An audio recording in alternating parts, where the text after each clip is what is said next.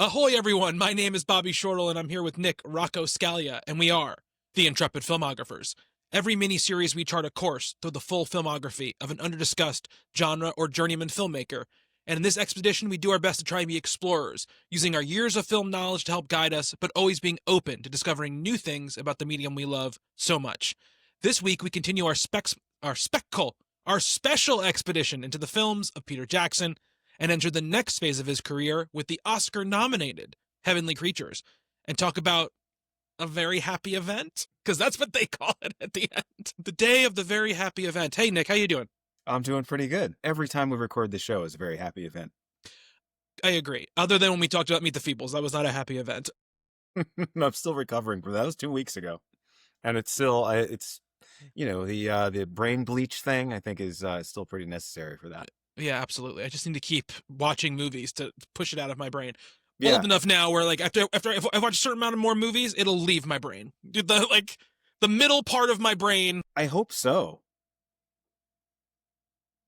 I still remember everything really well from like the last little bit and long time ago, and then right in the middle there, it's a little fuzzy when the time starts mushing together. So I'm hoping this enters that mush and just sort of floats away. Every time I watch a movie now, Meet the Feebles, and there's no puppet sex in it, I'm like, good. This movie's good. Good. Whatever it is. Yeah. Extra star, because it didn't. Yeah, and like doesn't have most puppet movies sex. do not have puppet sex in them, so it is helpful to watch other things. You're like the handyman. Is that what it's called? The worker? What the hell is that Statham movie called that came out? Oh yeah. Well, yes. I'm sorry. The most recent one I think was the handyman. The handyman. That was the beekeeper. Yeah, the beekeeper. So it's like Jason Statham movies are now just like an occupation. Yeah. And then he beats people up. He's entered like that Mark Wahlberg phase of his career where he only does like a specific, like he's not even after real people, but it's like, it's in that same thing where it's just a name of a person will be the name of the movie. But you know what, in the Jason Statham movie, it's not the job you're thinking it is, though, Nick. I can guarantee you that. He's a beekeeper, but there ain't no bees in this movie, if you know what I'm saying. Wait, is he not actually a beekeeper in that movie? No, man. The beekeepers are like a secret organization of like government operatives. You think the handyman, he's like a guy who fixes like sinks? Yes, I swear I think he is. And I think in the beekeeper, he actually keeps bees. That might be his cover, but I thought it was more of a hobby, you kill people and then you got to do something other than assassination and murder and stuff. So you become what's the, I know an apiary is the thing you keep the bees in, but there's another word too. I don't do that no more. I'm a beekeeper. Oi, I'm a beekeeper. All right. We're talking about Heavenly Creatures. You haven't seen that movie, but I guarantee that line's in that movie. It definitely says I'm a beekeeper somewhere in it. And I'm all out of honey. So we're talking about a very good movie though today. Heavenly Creatures, Peter Jackson's fourth feature film. This one, once again, co-written with his partner Francis Walsh, and this one is his kind of breakthrough into, I wouldn't say mainstream movie making, but break into the wider world of film, because this movie gets an Oscar nomination for best screenplay, which when you think about the first three movies of his career and what we said about them it's crazy to think about, right? That's the first sort of Oscar nomination that he receives, obviously along with his partner, for this movie. Well, his partner and co-writer of Meet the Feebles and Dead that's Alive, right. So that's right. Yes, absolutely. And there's a third. It's a step forward for Fran Walsh as well.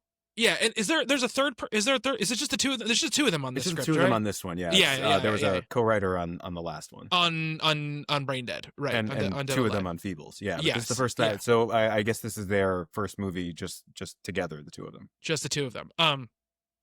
This movie marks not only his first Oscar nomination, but the first on-screen performance and credit for Melanie Lynskey and for Kate Winslet, which we'll talk about that as we go through it, and like how crazy it is that the two leads of this movie had never had a screen credit before this movie, which was pretty insane.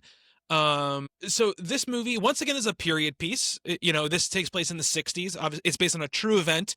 In the 50s, much like Dead Alive, but very. Oh, the story was in the late 60s that she read it. She read the story in the 60s. It takes place in the 50s. You're right. Right. Sorry. Just like Dead Alive. That was poorly expressed. No. It's the film fine. takes place in the 50s. No. Yeah. I mean, the film tells you it takes place in the 50s, so that's not your fault. It's, I I watched this movie 2 days ago instead of yesterday, so already details have started to flow out of my brain on it. But it takes place in the 50s. Fran Walsh had been kind of obsessed with it since the 60s, reading about it, and had always wanted to do something with it. Jackson brought the idea to his producer, who had been producing on other movies, Jim Booth, and they kind of got together their financing, and Walsh and Jackson put the movie together. From there, a big part of this is that they decided not to focus on like the trial and the aftermath of the event, and actually just deal with everything that led up to the event, and sort of spend most of its time focusing on the friendship and relationship between these two people, rather than sort of like what would probably be the more traditionally exciting or traditionally the movie that you think most people would make, right? Which is like, it kind of begins where the event happens, and then we see like all this aftermath of what happens in the trial, and like all a sort of like docudrama type thing. Yeah. Yeah, I mean, I we lack the context. I mean, being this many years afterward, not being from New Zealand, but imagine, this is two teenage girls who commit a murder. Mhm. It was a very sensationalized thing. New Zealand, as we've talked about in the past couple episodes, very small country, and not a lot of murder going along there. No. They're a pretty safe place to be still. Mhm. Not a place you would think of where a ghastly crime like this would happen. You do have to imagine in the 1960s, the way journalism was back then, and just in that small of a self-contained sort of place, that this must have been the talk of the town, as it were. This case probably was, equivalent to like the O.J. Simpson trial or something in America. And yeah, I mean, you can definitely see filmmakers approaching this in a much more sort of clinical sort of way, in a much more true crime sort of way. And this movie is really not that. And I do think, like a lot of times filmmakers will say stuff like that, like, we want to focus on the emotions, we want to focus on the personalities here. It's not just about the details of the crime and, the blood and guts of the whole thing. And in this case, I think that's 100% true. The murder is a very, very, very small part of this movie. It's the climax or the culmination of this movie, aside from a couple of seconds at the beginning and the closing sequence, which is something that I'm still kind of trying to wrap my head around. Most of this movie is this strange and beautiful and bizarre friendship sort of movie, and I think it's all the better for it.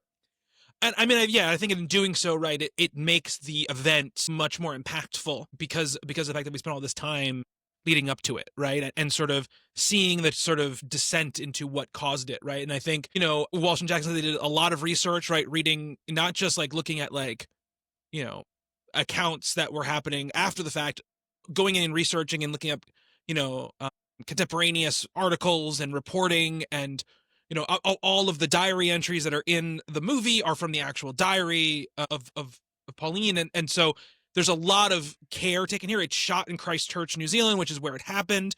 They actually spoke to a lot of people involved. Yeah, spoke to a lot of people involved. Some odd years later, classmates of the two of them and law enforcement officers. So they did a lot of journalistic work on this, but really it wasn't about piecing together, because the crime is not that interesting in and of itself. It's all this other stuff, the steps leading up to it and who these people were. It's not one of those perfect murder situations where they didn't get caught till much afterward. There was, some little piece of evidence, all kind of right there in the diary that forms a lot of the voiceover for this film. So again, I think it's the way that this was approached, I think was really interesting, and, makes this a lot more than another murder movie, right?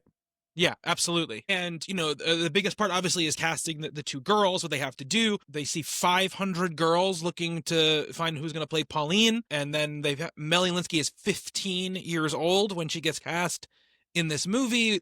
They found her when the casting director visited her high school. A friend Walsh says about her, we knew immediately that she was right for the role, though she had only appeared in school plays. After that point, she was cast 2 weeks before production began. That's an amazing story right there, isn't it? Yeah. The, completely inexperienced film actress, not only getting this part, but doing it to the extent that she does. I mean, it's an incredible performance. She did win some awards for it, and she's gone on, of course, to some pretty amazing things. I didn't put it in the information I sent to you, but I saw this somewhere where Fran Walsh, I guess they had already cast Kate Winslet at that point, because this was pretty close to production. They were really looking, really struggling to find someone to play Pauline. And I guess she showed Melanie Lynskey a tape of Kate Winslet acting and said, you have to be that good. And I mean, I don't know if that's true. It's, you know, I don't know where I got that from, but I did see that story somewhere. But imagine that, like saying Yeah. you have to be as good as this, because Kate Winslet had done some TV and Some TV, you some know, British TV at that point. was a young, but was a professional at that point. Yes. Lynskey hadn't been, and she was like, all right, how about this? And Yeah. you know, the rest was history. So yeah, pretty amazing start to a career. You know, Peter Jackson's career is the focus here, but Yeah, no. I mean, it's very. I think it's very important to talk about. You know, especially, you know, Kate Winslet's like career and the connection to it, right, at this point, because you know, this movie is shot in 1993, so Kate Winslet's a little bit older than Lynskey, right? She is at that point, I think, I like believe Kate Winslet's around 18, 17 or 18. and Melanie Lynskey is about 15. Although the character is the real people, I believe Pauline was the older one. Yeah, I well, think I whatever. read that somewhere. Yeah. But I mean, Melanie Lynskey looks like she's 11. Kate Winslet looks like she's about 21. Yeah, I mean, I guess. Yeah, I mean, we are just like, what, she's going to go off and shoot Titanic in a year after this, right? Basically after this. So like we are just right there, right? She is just about to become one of the most famous actresses in the world. And, you know, I think it's a fascinating to talk about her career, right? Especially her beginning of her career is kind of legendary when you look at Kate Winslet's like first group of acting roles and what she was able to do and how many Oscar nominations she was able to get at such a young age, all these kind of things. You know, 175 people else, you know, auditioned for this role as well. You know, you have a great quote in here from Richard Corliss from Time magazine, who said the film's serendipitous stroke was to find Winslet and especially Lynskey, a first-time actress. They are perfect, fearless in embodying teenage hysteria. They declaim their lines with an intensity that approaches ecstasy, as if reading aloud from Wuthering Heights. The giggles that punctuate the girls' early friendship are not beneath Winslet and Lynskey. The screams that end the film are not beyond them. Nice little piece of writing from Mr. Corliss there. Yeah. Because the movie cost $5 million, you know, very low budget, type of thing. You know, like Jackson said, he said Heavenly Creatures is based on a true story, and as such, I felt it important to shoot the movie on locations where the actual events took place. You know, this is not unlike, what's it called? God, what is the name of the Kaczynski movie where they shot the firefighter movie? Only the Brave, because they shot a lot of that right in the actual area where that happened. This also marks a couple of really big things again for Jackson as far as behind the scenes stuff. Weta Digital is formed for this movie, right? It's formed to do the visual effects for this movie. So we've got, you know, Weta Workshop, which is the practical side of things. We'll talk about this a lot going forward, obviously, right? And that is what we talked about, you know, Richard Taylor and his partner.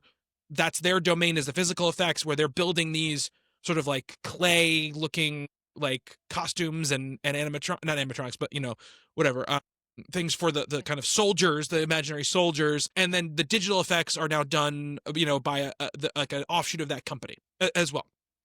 Yeah, and I mean, it's a very, very early digital effects work. I mean, this is a year after Jurassic Park, 2 years, something like that, a couple of years after Terminator 2, and it doesn't look terrific, but, you know, for the time, for the budget, for what this story is, I think the digital effects work in this is really good, and of course is just laying the groundwork. You know, you can see so many things in this film that, like, you know, looking at the stuff that Peter Jackson did later, and, you know, the elephant in the room, which is the Lord of the Rings trilogy. And I was saying last week when we were talking about Dead Alive, you know, certainly there are some things that carry over, but this one really does feel like the work of a director who is going to go on to ascend to those heights. Whereas those other three films, you know, two of them I enjoyed very much, and particularly Dead Alive, you know, I don't think you could have possibly foreseen that here. And this is the birth of Peter Jackson as a prestige filmmaker. This is a birth of Weta Workshop as this sort of, you know, special effects house on the level of like an ILM or what's Cameron's studio? I mean, he uses ILM from a lot of his work. Yeah, now. I thought he had a Lightstorm. That's his production company. Well, yeah, it's a production company. Yeah, I thought he had a special effects shop. Either way, I mean, this is, you know, this small company in this small country becomes like a special effects powerhouse, and Hollywood sort of proper takes advantage of Weta later on, and that's where that all starts as well. The creative partnership between Jackson and Fran Walsh begins here. These two careers literally, the two leads in this film, first-time actresses that both go on to bigger and better things. Melanie Lynskey, maybe slightly less, although I would say I mean, she's she had had a a great career, though. I mean, pretty she's a very solid different career career, to this right? point. But like, she's been in several hit television shows, I was going to say, so I don't know what your first experience of Melanie Lynskey was, but mine, I'm a little embarrassed to admit, I've seen probably a lot more episodes of Two and a Half Men than you might, just for some reason. That's probably the first time I really was aware of her. Probably was also Two and a Half Men. My parents loved that show. Okay, all right. So I didn't want to blow up my mom's spot. She liked Yeah, that no, show a no. lot. My grandfather, when he was alive, loved body humor, and there's plenty of that on that show. So I did watch a lot of it, and I sort of knew her from there. And I definitely saw that show before I saw this movie the first time. This is my second or third time viewing it. So she was always the wacky neighbor character, hitting on Charlie Sheen in that not very good, but sort of amusing show. And here she is as a child giving this incredible once in a lifetime performance in this movie. And it certainly registered with me the first time, but I think even more so this time. And now I've seen her in other things. I love her in indie films. What's the one? Something, I can't think of the title of it. She's in this noir film that was on Netflix a few years ago. Very, very good. She was the lead in it. The first couple of seasons of Yellow Jackets, the first one of which is very good, and she's very good in it. That show's not her fault, what's happened to it. Just a really sort of powerful actor, and you really see that here. You really see the beginnings of that here. Even though she is, as I've been saying, she looks so young in this movie. She's got the freckles and that, she's really coded as a child here, whereas Kate Winslet is a little more, just sort of grown up. She's the classier, the posh one of the two, which is kind of a Kate Winslet staple later in her career for as well. sure. Yes, I mean, she is very much for her whole young part of her career always seemed older than she was because she just carries herself in that way, right? And it works here because she is coming, she's the new girl who's coming from London, and she is more worldly. She knows more. The rector of the college, the big college in town. I love the one of the early scenes in this movie where it's just French class and very buttoned down sort of school. I think it's a Catholic school. I can't really tell. It looks like I can't tell. It's some sort of something like that. Yes. For sure. The French teacher is writing stuff on the board, and she stands up and corrects her very politely but firmly, which I thought was wonderful. And that's kind of the beginning of the other characters infatuation with her. But yeah, Kate Winslet pulls that kind of stuff off very, very well. She's the rich girl who's read a lot of books. Yeah, absolutely. So I would say for Lynskey, just, looking at her early career, I had seen her probably in other stuff before I was aware who she was in Two and a Half Men. She's in The Frighteners. Small role in The Frighteners. Small role. She's in that Drew Barrymore movie Ever After. She's in that movie. She's in But I'm a Cheerleader. She's in Coyote Ugly. She's in Shattered Glass. These again movies I all saw before Two and a Half Men started, but had no idea who she was, so I wasn't placing her as a person right in those movies. And she's then very fun on Two and a Half Men also. I do remember that character. It is, very stereotypical. There's always the wacky neighbor character, the dude from Three's Company kind of thing. Yeah. But I always thought this is someone who should be on a better show or someone who should get her own show or something. And she wasn't even on it that much. It was I don't know if she was she was on it for 63 episodes.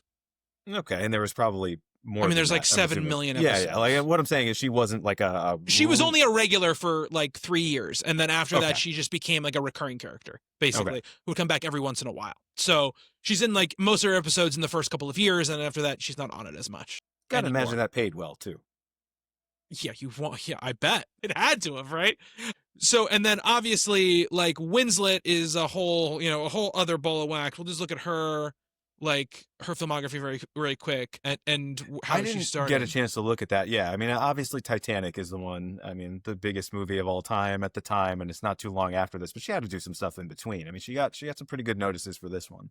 She got some great notices for this one. Yeah. I'm just trying to find the Wikipedia thing, the actors like her, she got a separate page that's list of performances, so you have to go there and then go to her performance page. All right, so this is her first movie, obviously. The next year she's in Sense and Sensibility in 95 with Emma Thompson, and that's obviously a big movie. Ang Lee directed that movie, obviously. She's in a film version of Hamlet in '96, and then '97 it's Titanic. And then from there she's got like she's got like a little run of like little movies that no one remembers, right? And then 2001 she's in Iris, this movie Iris, where she gets an Academy Award nomination for that. And then she's in like The Life of David Gale, which is a failure, but then she's in Eternal Sunshine of the Spotless Mind, and Finding Neverland in 2004, which are both big hits and do well, awards wise. And then she's just in like every year she's in 2-3 movies, and one of them will hit. That's kind of how it is. And now it's like all prestige TV, and she's had a pretty solid career. She's had an amazing career. She's she's one of the most decorated actresses, obviously, of our time, right? And one of those people who has the shorthand, right, for a good actress, right? Kate Winslet is one of those people, regardless of how many bad movies, she's done plenty of bad movies in her life. Sure. If you say Kate Winslet, it's like, oh, good actress. Like that's kind of what people put in their head, right? Well, she does, and she carries that sort of prestige thing about like Keira Knightley. Same thing, she could do a lot of blockbuster stuff, but also, you kind of, when you think of her, it's Pride and Prejudice and Anna Karenina and stuff like that we've talked about. Nobody thinks of Anna Karenina except for us, but that's okay. I think about it all the time now. I know, that's what I'm saying. Except for us, nobody thinks about it. So, like I said, What a Digital we mentioned. What a Workshop is also going at this point. So those are the two.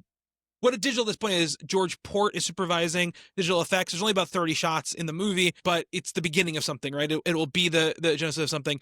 The other big person here, and I wouldn't expect you to know this offhand, but Grant Major is the production designer of this movie. It's his first time working with Jackson. He will go on to work with him, I think, for every other movie he ever does. He is like one of the main creative forces behind the Lord of the Rings movies, and the design of those movies. So this is the first time they're working together, is this movie as well. So this is, again, one of the things, he's picking up collaborators that will end up working with him for a lot. Even a lot of these actors end up being in other movies that he's done, and a lot of these people have come from other things. Jed Brophy, who's in this movie, played Void, that fun character in Dead Alive. The editor of this, Jamie Selkirk. I think it's a very, very well edited movie. It is, yeah. For all the awards and accolades that it won, I didn't see much editing attention for it, but I think he does a really incredible job. I think it's a guy. I guess that could go either way. Jamie. But either way, that's someone who has worked on, I believe, everything since Meet the Feebles with I think Jackson. So, So, again, as we've talked about a lot on the show, and I knew we would, these like regular collaborators, the way filmmakers kind of build this team of people, and Jim Booth, unfortunately, who passed away after this film, but was instrumental in getting this made and has always been, started out as that government person, the New Zealand Film Board guy who, that scrappy Peter Jackson's asking me for money again, and I guess I'll just give it to him. And in this case, I think by now he realized, oh, no, wait, this guy's actually a genius. And I actually want to be not just the benefactor, but I want to be someone who's kind of, more proactive in getting these films made. And I have to imagine would have continued if he had lived longer. Yeah, absolutely. And, this is one of the things where this is a great example of why you invest in young artists. Why you give someone money to make Meet the Feebles, because they just might go on to make Heavenly Creatures and beyond. Yeah, 100%.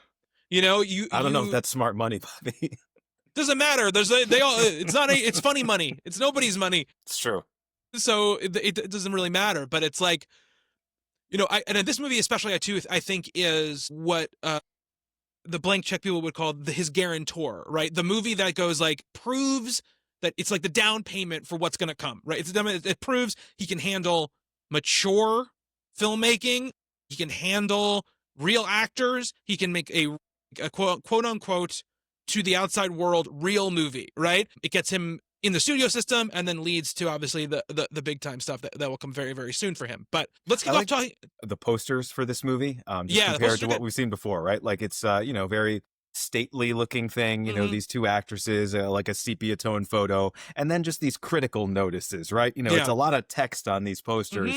You don't really get that on a Dead Alive promotional artwork unless it's like Fangoria magazine being like, this is the bloodiest movie ever made. Yeah. This one is like, here's the Los Angeles Times and here's Roger Ebert and stuff like that. So it really is, and I'm sure we'll talk about that a lot. Not only just this departure, but also, and sort of everything about it. It's a whole other type of movie. I mean, it's so different from what he's done before that it's almost like it's hard to even call them the same. Like they Mhm. exist in the same medium, but they are also, two different planets, two different ballparks kind of thing. Absolutely. Although, seeing it for the first time in a while, I forgot how effects heavy this movie was. I Yeah. forgot how over the top some of the stuff of it is. 100%. These like imagined. I mean, there's one murder that takes place in the film, and that is really harrowing, really, really graphic. Yeah. Although it's tastefully done for the most part. It's the I would very say end it's of the not movie. graphic, but it is very disturbing. That's what Sure. I would say. Because graphic can mean that you don't see like brains splattered on the floor. You know what I It's mean? a little bloody, but yeah, It's not bloody, on the but level I'm saying, of what we've seen before. Yeah. But some of the imagined stuff, some of the fantasy Mhm. sequences are kind of, they feel like they could come from someone who made a Dead Alive or a Bad Yeah. Taste. And, there is something to be said, right? Like this movie is kind of about the adolescent mind in some sense, and the flights of fancy, both beautiful and horrific, that Mhm. young people have. And it's like Peter Jackson kind of showed us what the inside of his mind looked like as a young person through all those movies that he made, up to this point. And now he is making a movie about that, and so is kind of expressing that, like at a distance, like in the Yeah. mind of another character, which I think is interesting also, because I didn't remember that. I remembered the fantasy sequences in this movie just being like, these two girls envision themselves in this kind of fairy tale fantasy kingdom, almost like a Middle Earth type place in some sense. Mm-hmm. But, there's a lot of murder in that world. There's a lot of violence and very silly, graphic, here's a character being cut in half kind of violence. And I forgot about all of that. So, yeah, he's not completely getting away from his roots, but it's, like I said, I mean, it's such a different type of movie, and it's deployed for such a different reason. Yeah, well, I will say this. I mean, I want to be, if people haven't watched the movie and they're listening to this, I mean, you should watch the movie. Again, it's one of those things where it's impossible to find, to buy or to rent legally unless you're going out to the library or you're finding the Blu-ray or DVD somewhere. But it's on YouTube. The best quality version Nick and I found was titled Heavenly Creatures or Lesbian Movie. So the channel is Queer Cats. I didn't see what else they had on offer there, but yeah, it's a beautiful print of the movie. It is the uncut or the director's cut version that runs 109 minutes, which I guess I saw for the first time. I think so too. Yeah, I must have been. I think I saw it on DVD, 20 years ago or whatever. So it must have been. I mean, I think the DVD was this version, but there is a 99-minute cut, and 10 minutes is a lot of movie. Although I will say, it can't be as egregious as it was with Dead Alive, right? Like you could very much tell. I couldn't tell what was cut. The movie didn't drag or anything like that. But I wanted to say, if people haven't seen the movie, you should go watch the movie. But Nick alluded to it a little bit. We're talking about the effects and those things that are happening. I think it's very easy if you haven't seen this movie, right? And I think I did this as myself when I was younger and looking at his career and being like, oh, what's this movie right before he does these bigger movies, thinking it's going to be a prestige, down, very realistic, very organic feeling, like Oscar baity movie, right? It is not that at all. There is, like you said, so much of what made him great before and will make him great later is still here. The camera's doing wild shit all of the time. There is like really stylistic and intense framings and lightings and blockings to so much of this. Editing, over the top acting. It's played heightened a lot of the time. Yes. Like, and I think it really works. I'll say I thought this movie was great. I loved this movie. And I think it really feeds into sort of, I think, what that quote from Corliss was saying, which is that it really wants you to be in the mindset and feel what these two young girls whose feelings and emotions and hormones and everything are like out of control, right? They're just like, everything is firing at 7,000%. And for them, everything is heightened, right? So you as the viewer are experiencing it in a heightened manner almost across the board, right? Sure. Things are more beautiful, more grotesque, more emotionally sort of affecting in their minds than they might be in real life. And the way the camera moves in this movie, right? Like it's one of the most restless cameras I think I've ever seen. This is a new cinematographer he's working with here, Alan Bollinger. Okay. Who did get some pretty good notices for this as well. And yeah, I mean, you've got a lot of Sam Raimi-esque, handheld tracking shots. The opening shot of the movie, after we get the little New Zealand tourism film that opens this really fun way to open it. Yeah. You get basically an Evil Dead shot. And like, even, even in the nice parts of this movie, right? Even when it's just about this sort of giddy friendship between these two young girls, the camera's just like swooping and running and darting and just all over the place. Moving through houses, moving through outdoor places. There's this great moment where they go see a movie together and they like run out of the theater and they bump into, hey, it's Peter Jackson there. Making a very Hitchcockian sort of like 1 second cameo. I could just say Peter Jackson. He's in every single movie he's ever made. He is so funny about how he puts himself in his own movies because he always makes himself like the dirtiest, goofiest person he possibly can. It's almost obviously there's some amount of vanity, right? Because he's like, I'm gonna put myself in my movie as like a little stamp. It's me. I'm in the movie.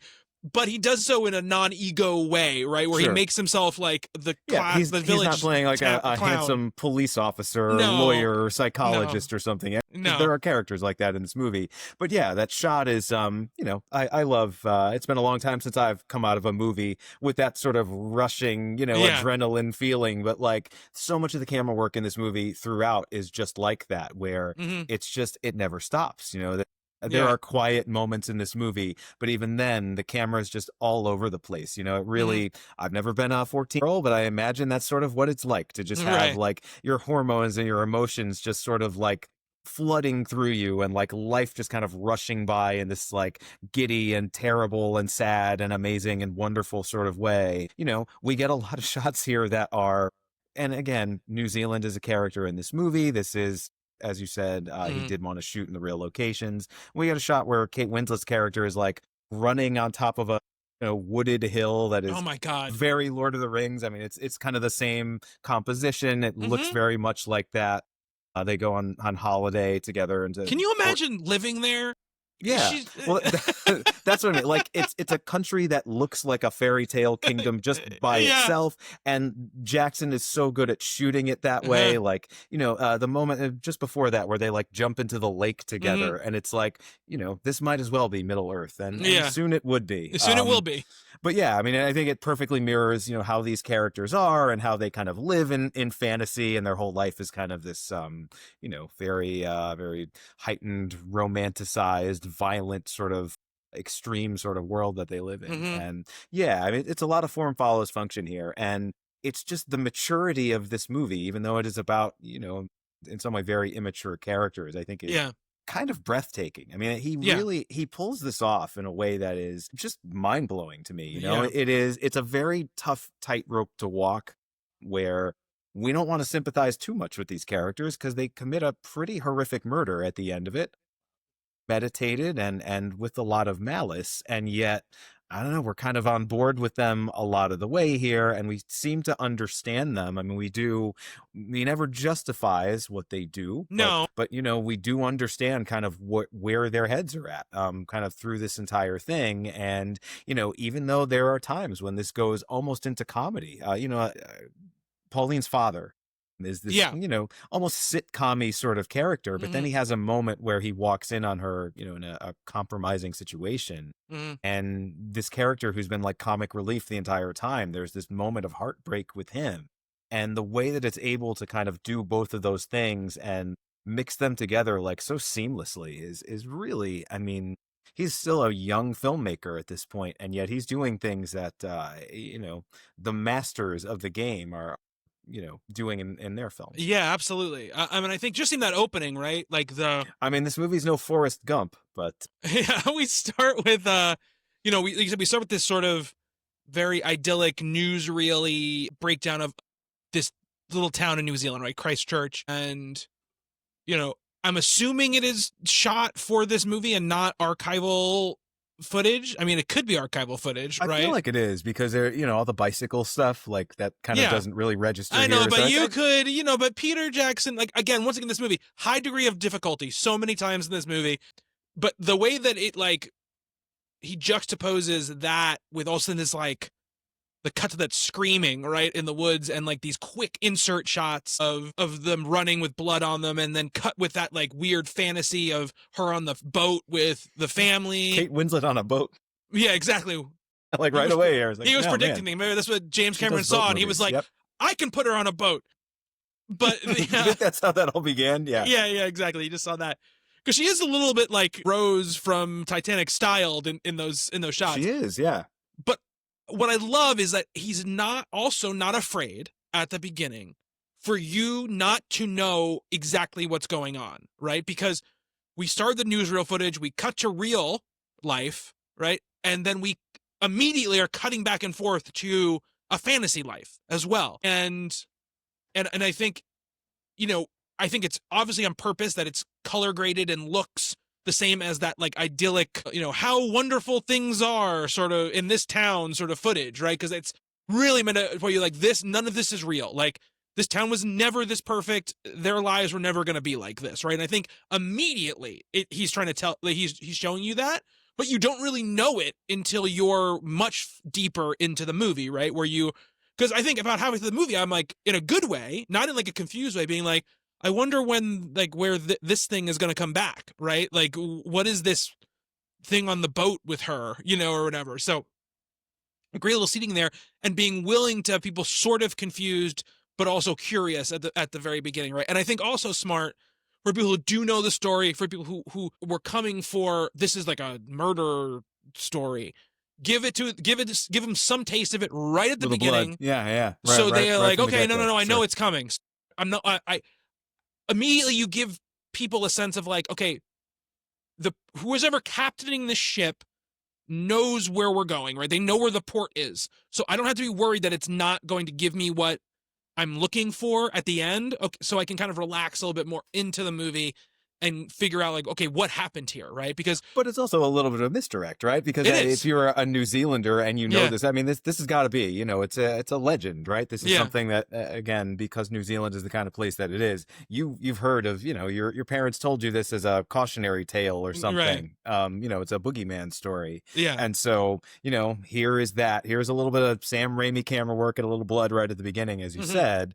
And I think it sets you up for kind of a different kind of movie than what this actually is. But I think maybe it very quickly, because we get that sequence and then immediately we get this wonderful montage. It's so good. These schoolgirls singing like a hymn, and we meet Kate Winslet character, we meet Melanie Lynskey's character, the school, the girls' high school we actually saw in the travelogue film that opens it. It's the same, it's got these very distinctive like Gothic windows. Yeah. Perfect like little visual match there. And, the hymn is beautiful, but also kind of eerie and weird, like hymns tend to be, particularly when sung by children. So, just some really careful choices here that I think work out so well. And the pacing of this movie is unbelievable. There's not a dry or dull or slow moment anywhere here. And there so easily could have been so many of those. And like, I think right at the beginning too, the very good shorthand for our characters, right? We see Pauline first at this hymn. That Winslet hasn't come to the school yet, but she's the only one like not singing in this group, and so you get this. She's not participating in this stuff. She's not really, doesn't feel like a part of it. Obviously, that's kind of shorthand, but also you get the sense, there's a lot of kids here, but this school is also small, right? Everybody knows everybody because the teacher sees her not singing and like gives her the eyes, right? So it's like you can't hide here, right? There's no place to hide in this school. You are out there, everyone knows everyone's name. There's no like interior life, right? And so if you're on the outside, it's not like you have another place to go where you have friends, right? This is all the friends you could possibly have are here. And if you're an outsider, you're an outsider, right? And she doesn't really speak, really at all until a couple scenes in, really, until she gets home, really, for the most part. But like, Winslet walks in. We kind of know everything we need to know about her, though, like right away. Yeah. Winslet walks in, and it's just immediate presence, right? And this is what I wrote down. It's like, you understand who she is. You mentioned that scene earlier about when she corrects the teacher, but you understand who she is in the first 2 minutes of her being on screen, right? Not even just from that scene where she corrects her, just the way she carries herself, the way she introduces herself, the way that, she kind of, her attitude, you get it right away, right? Not even having to know anything else about her. She's wise and classy beyond her years, right? Yeah. And you know, we do get a little bit of background on her. The teacher, yes, we do get, whatever, introduces her. You know, she's the daughter of the rector, and she comes from England, and she's traveled all over the world. Turns out she hasn't really been a world traveler. She's been in hospitals all over the world, but you know, hasn't been kind of adventuring the way they kind of put it out there. But yeah, you know, she's got, I don't want to say kind of the upturned nose, the kind of snootiness about her. She does, though, a little bit, A little bit, yeah. I mean, she's very well put together. She seems older than she is, as we've been saying. Yeah. And yeah, it's a great introduction. And then you get that scene where, you know, she contradicts the teacher, and Pauline just kind of mousily looking at her from the back of the classroom. It's like, oh, maybe this person actually is pretty cool. Yeah. Elizabeth Moody is the teacher, the mom, you know, mom from Dead Alive, which is nice that she's back here. Yep. Good to have her back here. And, she's not the villain in this movie, although it feels not, for a couple of minutes here like she's going to be. She's not. So, you know, we get a little bit of, you know, Winslet mentions this singer, you know, Mario Lanza. Yeah. Because she's my grandmother had a lot of Mario Lanza records. They get paired together because there's no other partner for Pauline, and Winslet's character is supposed to draw her, and then she draws like this like fantasy scene, and she goes like, look, this is like the greatest tenor in the world. Mario Lanza is this knight, and the teacher is like having none of it, right?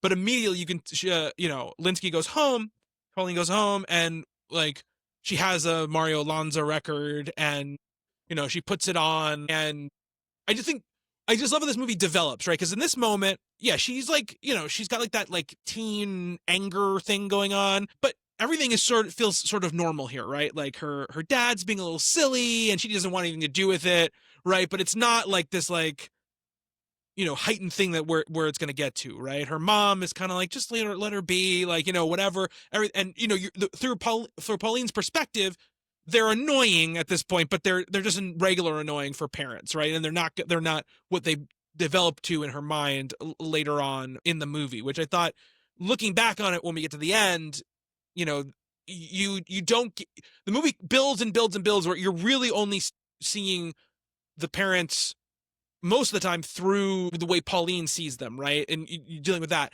other than little breaks where you really. And I think it's just because now, you know, I'm 42 years old or whatever, but I felt so bad for the mom, like Pauline's mom, before she got murdered, before that. Like I was like, I feel so bad for this woman because she's not oblivious. She's just trying her best. And like, you know, this terrible shit is happening all around her. They're both pretty good parents, I would say. Yeah. You know, like the father is a little goofy, as I said, but, you know, is very well meaning and sweet. And the mother is too. I actually, you know, not being from New Zealand and not being so familiar with this case and having seen the movie a really long time ago, I forgot who actually gets murdered. I forgot too. A film about two young girls who, you know, live in a fantasy world and then commit a murder. And unfortunately, about an hour into it, I just looked up something and was like, you know, and sort of spoiled it for myself, even though I guess I already knew, but that is not what I thought was going to happen here. Yeah. But yeah, it's very well done also. I mean, this isn't a movie with a lot of important characters in it, but I think the characterization, not only of the two leads, but also the families. Yeah. You know, Pauline's family, I don't know why I can't say her name for some reason. Maybe because they're called different things throughout the movie. But it's Honora? Pauline and no, I mean just the main girls, right? Like I'm stumbling over it. So just for our audience, Pauline and Juliet, taking like Pauline awkward and Juliet, but they do call Pauline and Juliet. But like her family calls Pauline. What is it? Not Eva. What does she call Yvonne. Yvonne. They call her Yvonne, and then Gina is her kind of fantasy world character. Yes. So yeah, there's a little bit of confusion there. And like Conrad. What is Kate Winslet's like? Because she's a boy in the fantasy like. Right. Yeah. Yeah. I don't remember what her name is. I know there's a Nicholas. Because but Nicholas is like that's the guy, the border guy. So that's the other thing about her family. They run a house for like I think college students that can like board. It's like a bed. Yeah. I mean, I think it's just a boarding house because the one guy looks older than a college student that's there. Yeah. But there's like an old lady there that maybe is the grandmother, but they never kind of make. Yeah. No, it's just like a boarding. They rent out rooms because they are a like. it seems like they're a Working lower class family. Right, yeah. family. And that's And we another know difference between contrast, her sure. and Juliet's, because Juliet's family is rich and they have a giant house and they can go on all these vacations. And so, I think that's a very obviously very believable part, right? Is there is this point in a lot of young people's lives where they grow resentful of their family for a whole host of reasons. A big one here is that, her, and a lot of the reason why I think, Pauline as a person ends up, not having anger towards their Juliet's family is because even though the anger is much better placed on that family than it is on her own, Right. is that she sees them as like,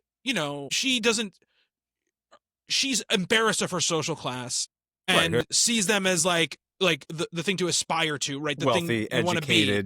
Yeah, the thing you want to be. It's very Saltburn in some ways. Yeah, in some ways it is, yes. But what I'm saying is, I can't believe you referenced that movie with this movie. Well, I mean, it is, it's that class thing. It is very much a class thing, yes. Not nearly as good a movie as this one. Yeah. But I think Juliet's family is really well played here also. It is well played. We were talking with Dead Alive, right? Like, I enjoy the characters in that movie. I think it's fun. It's a very sort of goofy, heightened, over-the-top romantic comedy kind of thing. But, like, these characters feel very real here. Yes. And even when they are a little bit exaggerated, like we were saying about Pauline's father, there is something to them. The performances are all really, really good. Sarah Pierce as Pauline's mom, Honora, who gets murdered later in the film. She won some awards for this as well, supporting actress awards. And yeah, I understand that. The boarder, John, who takes advantage of her as a Jed Brophy's character, is an interesting character as well. Kind of what goes down with that. So yeah, I mean, you really can see, like, almost in real time, this filmmaker developing this sense of how to, show you real characters with like a lot going on, rather than just like, here's the mousy romantic lead who has mommy issues. This like very simplistic, goofy sort of Oedipal thing that the last film did, and all the other stuff in the earlier films where there's hardly any characterization at all. Yeah. And here it's just, this is not just good characterization, it's excellent characterization, right? Like, this movie is operating at a level that is just so far beyond, what we could have imagined from this is the first time that the characters in movies have been people, right? Have been actual like drawn characters and not sort of just facilitating the plot moving forward in some sort of way, right? Having a personality trait that helps the plot move forward, right? That's really what has been there in the past. This is real characters doing real things who have real interior lives. And, a lot of that also is like you're working with a much different class of actors at this point as well, obviously. Well, very professional. I mean, except for the two leads who are just starting out. I mean, they're I guess they kind of become professionals in the course of making this movie, but they're but this isn't like my buddies around the corner are coming right. to do this movie with me, right? This is like, we've got real money. We are going to put this into like real festivals. Like we want this to be. He didn't see 500 people for the roles in Bad Taste. Yeah, no, I don't think so.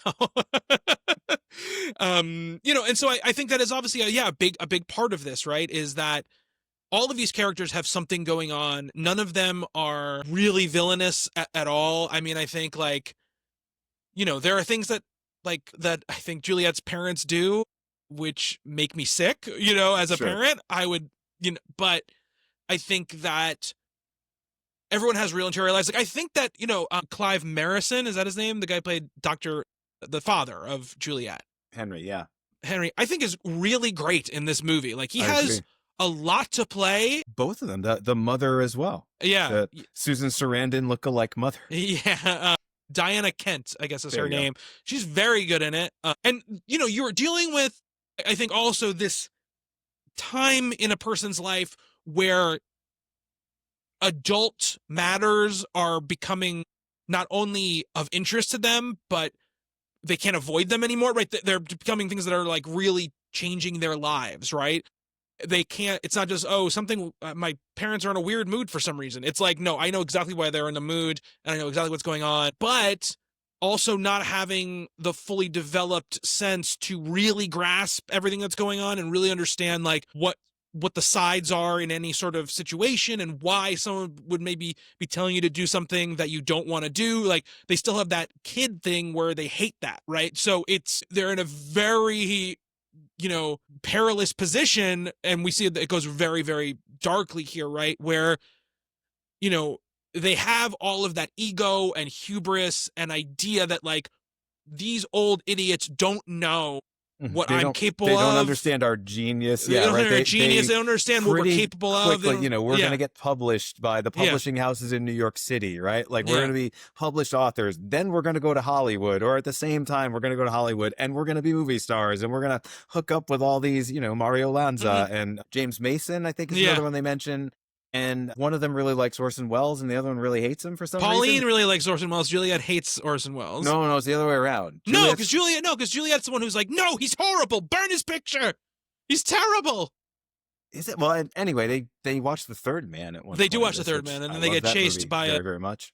Not Orson Black and Welles, white, but not Orson Welles. Yeah. Really good. And it follows Orson Welles chasing them around. Oh, I'd watch the shit out of that movie. Yeah, absolutely. But you mentioned, like, the scene with the movie theater and stuff, and also, like, this whole them becoming friends montage is so good. It's great, yeah. And, like, again, this thing we talked about in the little pieces in the other movies, none of it is done in a standard, typical way. It's every shot, every setup, every moment is just a little, like, 10 degrees off or weirder than the normal filmmaker would do, right? And so it's very memorable. It gives it a memorable quality. It gives it so much energy. There's so much energy going on in this scene, in this montage of stuff. And you really believe, right? Because the montage also isn't like, oh, they do like 47 different things together. They have like 3 or 4 activities they do together, and they keep coming back to them and really emphasizing these are the things they do together, which makes them feel, again, very real, right? It makes them feel like, and even though they're based on real people, there are plenty of movies about real people where they don't feel like real people, right? They feel like because they don't exist outside the boundaries of this frame. Shorthand it this memorably either. Like, it is, it's these scenes that are cohesive, but like the moment where they're like riding their bikes and then they almost get hit by a car, and then Pauline like fakes her own death, and Juliet like cries over her, and then they have like a giggle about it. You've been eating onions. Then they and that's the beginning of what might be kind of a relationship beyond a friendship. But then they're like running through the woods together. This guy sees them. They kind of giggle at him. And there's so many things in that one scene that are actually happening continuously that a lesser movie would do as this montage of like, now they're here, and now they're here, and they're at the park together, and they're at the amusement park, they're in school. It's like all of these things kind of just happening. The whole thing is just this giddy rush of like I said before, emotion and development and characterization. I mean, it's so well done. And it also, as you were just saying, it just keeps moving. Like, it's never this stops. Scene that's like, you don't get to take a breath at all. Never stops. It's so great. And then we have that, like you mentioned, that kind of where they're cutting out the pictures of the movie stars and like that weird custom like altar that they've built with all the candles and everything. Yeah, it gets weird and culty pretty quick. It does. And you start to see, and I think Jackson mentions this, when he talked about the movie, he's like, it was very important for me to show both sides of this relationship, because it did start as like a very healthy, very vibrant, very beneficial relationship for both of them. And then it ended up going where it went, right? Things went bad. And that's not just, and I think the movie also does a good job of showing you, like, it's not just because they were like, it's not because they were crazy. It's because there was like just a lot of factors that happened from society at that time, especially, that sort of pushes them down a lane and they end up it's like a snowball, right? They end up getting to a point where there's just no turning back. And I think the movie does a really good job of showing you sort of like that movement of the relationship, right, between the two of them, and how it goes from sweet to sour. Agreed. And again, a lesser movie would have much more focused on like the titillating aspects of this, and really been a little bit more like grimy about what's going on, right? And sure, and it would have portrayed them more sadistically, right? yes. Like we don't. I mean, they write violent stories. We ought to talk about that too, because the way that progresses, I think, is fascinating and really, just again, next level stuff. But like these characters are, they're both like very intelligent. They're very creative. What makes this movie really fascinating to me, right, is that we see so many movies about friendship and creativity and imagination and how, that's what gets you out of a bad situation, right? Like, you're unhappy with your life, but then you meet someone who's kind of your soulmate and, you bond creatively and you like share all these experiences together and imagination, you create art together and stuff like that. And this movie's like, yeah, they do all that and it leads them down like the darkest fucking path imaginable. And how often do you see that, right? Like other movies, and you could easily, I know they're real people, right? But you could easily portray them in a, let's torture a little animal kind of thing, that type of stuff. And it's never like that, it's this very, all of it. They are genuinely creative and genuinely, as I said, intelligent. And, they create this world together, this sort of fantasy world. And yes, there are violent aspects of it, but also it's beautiful. It's heavenly. They see themselves in this kind of very, romantic, poetic sort of way, and they see themselves as characters in this Shakespearean sort of world where everything is, the consequences for transgressing is death. So they just have to kind of roll with that. It's really interesting to me, because you could so easily, you could just portray them as kids who are just like sick in the head. And this movie doesn't do that. No, not at all. They are certainly, it's folie à deux. They're kind of sharing a delusion together, but it's never like a dark delusion until it becomes that. And my argument is that I really think it's not so much the shared world or creativity that leads them down this path. It's the threatening of that world, right, that leads them there, right? It's this idea that like, at every turn where if just one adult had been like, I know things are tough right now, but like, and I know like, had understood them a little bit, right? Had not treated them with fear, had not treated them like their relationship was something to be avoided, something that needed to stop, something that, was not important, right? Unhealthy, right? Unhealthy, all these things. I mean, it's all these things, right? If there had just been one person in their life who had been understanding, right, it probably doesn't end up this way, right? It probably doesn't end up where it ends up. And I think that that's also a very important thing that the movie is talking about, right? I think Jackson and Walsh are not shy about being like, much like it takes a village to raise a child, it takes a village to destroy these children as well. Like there is a lot going on here, and some of it's just like general society stuff, of course, at the time in the 50s, but it really speaks to also like when you do bury emotion, when you do have to pretend to be somebody you're not, it really causes a lot of intense psychic damage to you.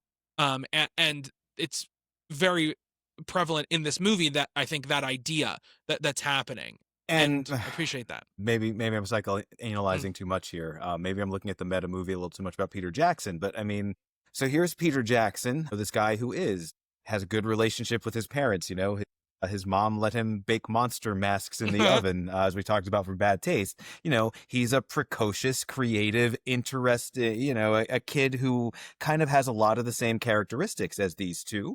And because, people actually did support him and his friendships, the world sort of wasn't against him, he was able to express these sort of transgressive thoughts that kids have, We've all, as little kids, you think about sex, you think about violence, it's all this taboo stuff is kind of, it hits you all at once because you're shielded from that. And I'm sure it was that way for Peter Jackson, particularly in a country like New Zealand, where things are, a little more. I mean, I don't want to speak to how New Zealand I don't either. Was in the 70s. Like, I have no idea, Just, a more sort of buttoned down sort of place, more buttoned down sort of era, a country that is not fascinated with murder the way America is, right? Yeah. So he expresses this stuff in his movies and becomes this. And it's almost like, I think the sympathy for these characters is a little bit like, there before the grace of God go I, right? Like it's probably the same way for Walsh too, right? It's idea. I don't know as much about Walsh as I do about Jackson, but Yeah, she could have been exactly the same way, right? Mm-hmm. You know, like lots of young girls write, very soap opera, bodice ripper kind of stories. You know, I've been in enough writing classes with enough people like that to know that It's like the most popular form of literature right now. Sure. Yeah. You know?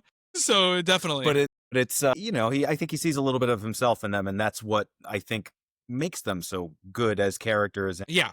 And makes this a lot more, it's one of the things that really elevates this above, here's because he said that in a bunch of the interviews was like, the press made them out to be these like psychopaths, these like, they were going to murder somebody no matter what. And it doesn't really feel that way. No, not really at all. No, it feels like, as you've been saying, kind of really impacted them in ways that pushed them in the direction that they were pushed in. It wasn't the Jeffrey Dahmer thing. As I said, it's not like you could tell right away that these kids, something's not right there. And we need to talk about Kevin kind of thing. Yeah, no, it seemed like they had convinced themselves that this was the only thing they could do, right? They had let themselves form into this like delusion that the only thing they could do was this, and somehow it would help them in some way. That's the other thing too, right? Is they truly believe that doing this is somehow going to let Pauline go to South Africa with Juliet. Not an amazing plan. Yeah. You know what I mean? It's like, Poorly what's your plan? out. And that's part of it too, with the idea that they're kids. And I think that's the other thing that Jackson also doesn't let you forget, right? Is like, these are kids. Like, they do not know what they're doing. And yes, this is not me defending them murdering the woman, right? But it's no. And then the movie doesn't do that either. No, the movie doesn't do it either. But it's just one of those things where, there are moments like we mentioned Kate Winslet seeming so self-assured and so above her years. But then you have these moments, right, where like she's talking about her mom being this great like therapist who for some reason gets through to all these men, even though no one else can. And she's sleeping with these men, and it's like. You knew that right away? Yeah, absolutely. The way I guess when we meet Bill, sure. But the way that scene that they flash to when she's talking to them is like, it's a great scene, but it also is like, so clear to me in that moment. And it's like, and it's clear to me like, okay, no, this is a kid, right? She thinks she knows all these things. Like, she has these ideas about like, this is the way my mom is. This is the way my dad is. This is the way the world is.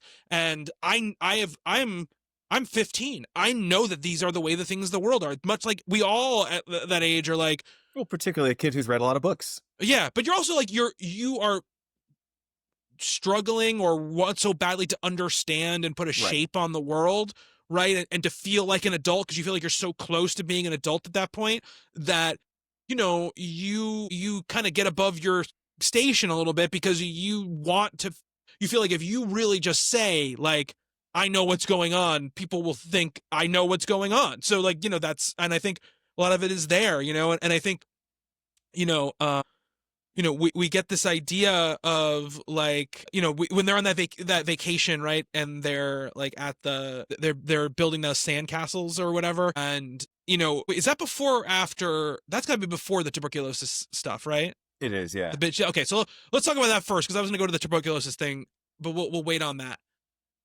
Just from a filmmaking perspective, the scene on the beach, this is one of those things where you're just like, dude, how did you do this? Mm-hmm. You know what I mean? The camera flies inside of this sandcastle, basically, right? And at some point, it obviously morphs into like a place a camera can fit, right? Like there's a little moment you can kind of see where it crosses the threshold where there's like a full size set that's like the interior of a sandcastle with a crab, so like splayed on the wall, and it goes up to the second floor, and you can see through the windows. You can see the two girls through the windows, and it's like, this again is such a high degree of difficulty for this shot, where obviously he's starting to introduce here the fantasy world becoming more real to them, right? This is the first sort of moment where you get an idea this Barovia place is so real in their minds, and you'll get more and more of it. Obviously, it'll start to become the majority of what they're experiencing, later on in the movie. But at this point, you just kind of hear, right, people talking, and you hear like a horse, and you hear all this stuff, right? And you hear them you hear them in their voices describing what's going on. But I was like, dude, this looks like fucking Helm's Deep, whatever, and like the model work and scale work that's going on there, like, it is really, really impressive. In that scene, something you wouldn't expect. I wouldn't expect in a movie like this. And that's what I mean by, if people are expecting it to be like a very down the middle sort of prestige pick, it's not, I don't know if you had any thoughts on it. What I like about this also is, this is a movie that takes place in a real world and a delusional sort of a fantasy world. But we as the audience, movies like to sort of play coy with that, like what's real and what's not. Here's something from the fantasy world kind of bleeding into the real world. And is it real or is it not? This movie plays very, very fair with it, Yes. When we see someone murdered in the real world, a sword sticking through them or something like that, it is done in such a way that like nobody, not even the characters in the movie, when Juliet, is it Juliet? It is Juliet, I think. No, I'm sorry. It's Pauline where no, it's Juliet. The priest comes to see her when she's convalescing. Yes. That moment. And he's like, all up in her face. And then one of the characters from their fantasy story comes by and like kills him with a sword. Drags him off and he gets guillotined. Sorry, I'm confusing the fake murders in this movie. Yeah, there's a lot of fake murders, but they're always done by the clay people, so they're always done by the clay people. And there's never a moment where we think she thinks this is actually happening, or or we question whether she thinks it's actually happening. It's just this is my.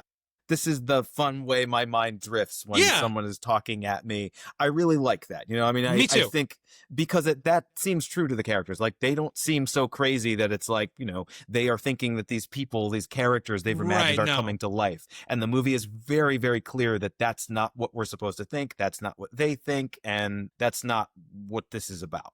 Yeah, absolutely. This is not, sorry to spoil it, this is not A Beautiful Mind. No, it's not A Beautiful Mind. No. So 24-year-old movie. Somebody's like, God damn it, that's what that was? Paul Bettany's not real? Sorry. I think this is too where Ron Howard viewer. Yeah. This is where she gets told that her family, her mom and dad are going to England without her and she's going to stay there or whatever. She gets really upset. Shitty. Yeah. It's so shitty. She gets really upset. And this is when they're like sitting on this, like, again, unbelievably gorgeous like bluff where they're looking out at this field, and she's like, oh my god, and she's like crying, and Pauline's like comforting her, and she's like, oh my god, it's so beautiful. And I'm like, it is really beautiful, but she's seeing like this other world, right? This like princely world. I'm like, and it starts off with this kind of rough, like very obvious green screen shot of the two of them where you can tell like they're kind of roughly the lighting changes on them. And but I will say when it spins around behind them and it does like the morph, it looks really cool. It's like a really well done effect, especially for the time, for 1993. It's like it's a very smooth looking effect. But I'm also like, this is not as beautiful as the real place you were just in. Like this is it's super saturated. I mean, it is. I think they have to work a lot harder, right? Like, all right, it looks like a place where you take wedding photos. That's what it looks like. Yeah. But it's like the colors are a lot I dramatic and things like that, because it is. This country is very beautiful. Yeah, as we saw in all those movies too, and can stand in for a lot of other things. I mean, even Bad Taste, right? Like, that is not a movie where we're supposed to be admiring the scenery, but I find myself like spending so much of that movie admiring the scenery. Peter Jackson's on that bluff, on that cliff, or whatever, I'm like, this is gorgeous. Right, and there's like this fight scene happening literally right there. It's not like it's off frame or something. Yeah, I would love to just sit there and like I want to take my family it on vacation in Port Levy. Yeah, exactly. I don't know if it still looks like that. Probably does. It probably does. It probably does. They so we get this this scene where Juliet kind of presents like their presentation on the royal family, which is like all of their sort of made up shit that's like very violent, and the teacher is like very offended by it. Well, right, because they were supposed to do a report on the royal family, and you didn't say it had to be about the Windsors. This is our royal family. Yeah. I mentioned this before, and I might as well just get it out of the way now. I love the way these sequences develop, right? Where, we start to learn more about this fantasy world, and the way it starts is very much, it's like this palace intrigue stuff, and, who is the king, and who's getting married, and that kind of thing. And then it becomes, oh, our son is crazy, and he's murdering all the servants and whatever. And it becomes like increasingly violent until by the end of this, it's like, we're all mad and this is just like a crazy murder world. But like in the beginning, it's, like Game of Thrones is based on the War of the Roses. It feels like that kind of thing where it's like, we have a little, Juliet's posh education, like she would Yeah. know about all that stuff. So it's like this is just like a thinly veiled version of like real world, aristocratic Yeah. history. And then it just becomes this like violent thing, it becomes Yeah. just more and more sex and violence and who's cheating on who and who's like murdering all their servants and then just killing people just for the fun of it kind of thing. Yeah. But it's a very slow progression. It is, because it kind of reflects what's happening to them in the real world, right? Kinda, Yeah. as they become more sort of traumatized and Yeah. they're pulled away from each other by their parents and therapists and things like that. Yeah, the Borovnian world becomes that much more of a sort of a hellish kind of place. Yeah. Although we do see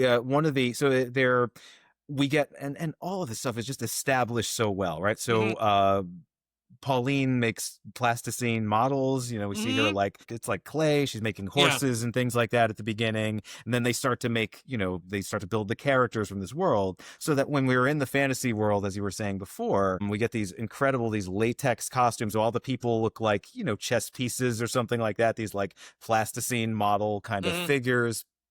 And we see a moment where they kind of their faces get distorted, like Pink Floyd The Wall style early on. And so you can kind of tell that there is kind of a dark side to this as well. But then by the end of the movie, it's all the dark side. It's no longer CGI butterflies flitting around this like, wedding photo gorgeous sort of place, but it's it's a murderous hellscape. Yeah. But the end of the scene obviously very important because we learn. We skipped over this, but very early in the movie, we learned that both Pauline and Juliet were sick as children in different ways, right? And Juliet had tuberculosis. It comes back. She has to be put in the hospital, basically, and her parents still go away to England for 4 months.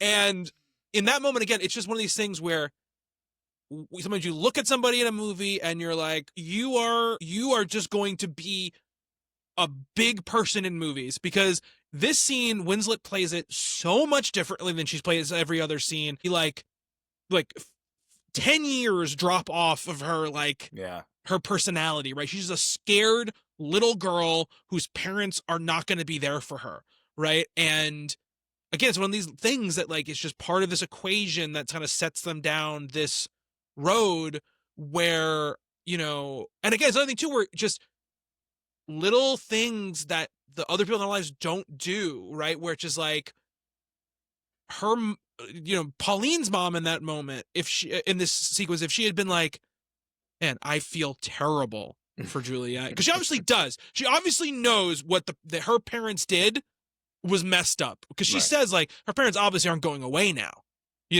but then she's got to keep up well, I'm an adult and I don't talk bad about other adults to children, kind of thing. And it makes her seem like she has as well, this roadblock stoppage to them being friends or them in a relationship or anyone understanding them, and they start writing all these letters to one another. And this is really when they start to fall into more of the fantasy world, right? Where they can't be around each other anymore. They write to each other in character. There's this great moment where I think Pauline says, I wrote to her 6 pages as the character and 2 pages as me. Yeah. Which is great. Just the number there, right? Just the ratio, I think and that's sort of how this turns, right? It becomes, we are friends and we're just, riding bikes around and running through the woods and doing that stuff. And then it becomes more and more, they get sort of enmeshed in this fantasy world and start calling each other those names, as we were saying. And again, it's just also carefully constructed. It's also, the progression is you don't realize it's happening, but it is so deliberately happening. It's really well done. Yeah, absolutely. And we get this progression of this happening. And again, like you were saying too, we said before about the establishing of the friendship. Neither him nor as a director or the script shorts this sequence. It's not overly long, but it's long enough where you feel the time, right? But between them seeing each other, and we get this, really impactful scene where they do see each other again, and it, I think, is very powerful and really works really well. And not as long as either one of them want, right? But what we're seeing in what I think is equally important back home is this, when the Jed Brophy character has this kind of moment, right? Which is that he I think truly becomes like obsessed with, Pauline in a lot of ways. And he's the only one he's complimenting all her like models and all her ideas and stuff like that, and will listen to all her stories and stuff like that. And she ends up sleeping with him, and when she tells Kate Winslet's character that she thinks that he's in love with her, Kate Winslet's character gets immediately incredibly jealous, right? And again, played very, very well by Winslet in that moment. And I think, she can tell already that Winslet's character does not like it, and she kind of starts to downplay it, but she sort of like seeks him out, right? You mentioned the moment already where the father catches them and they have this very like becomes very serious moment, right? But in there, she sneaks off to see him, and then we get the sex scene, which yeah, horrible.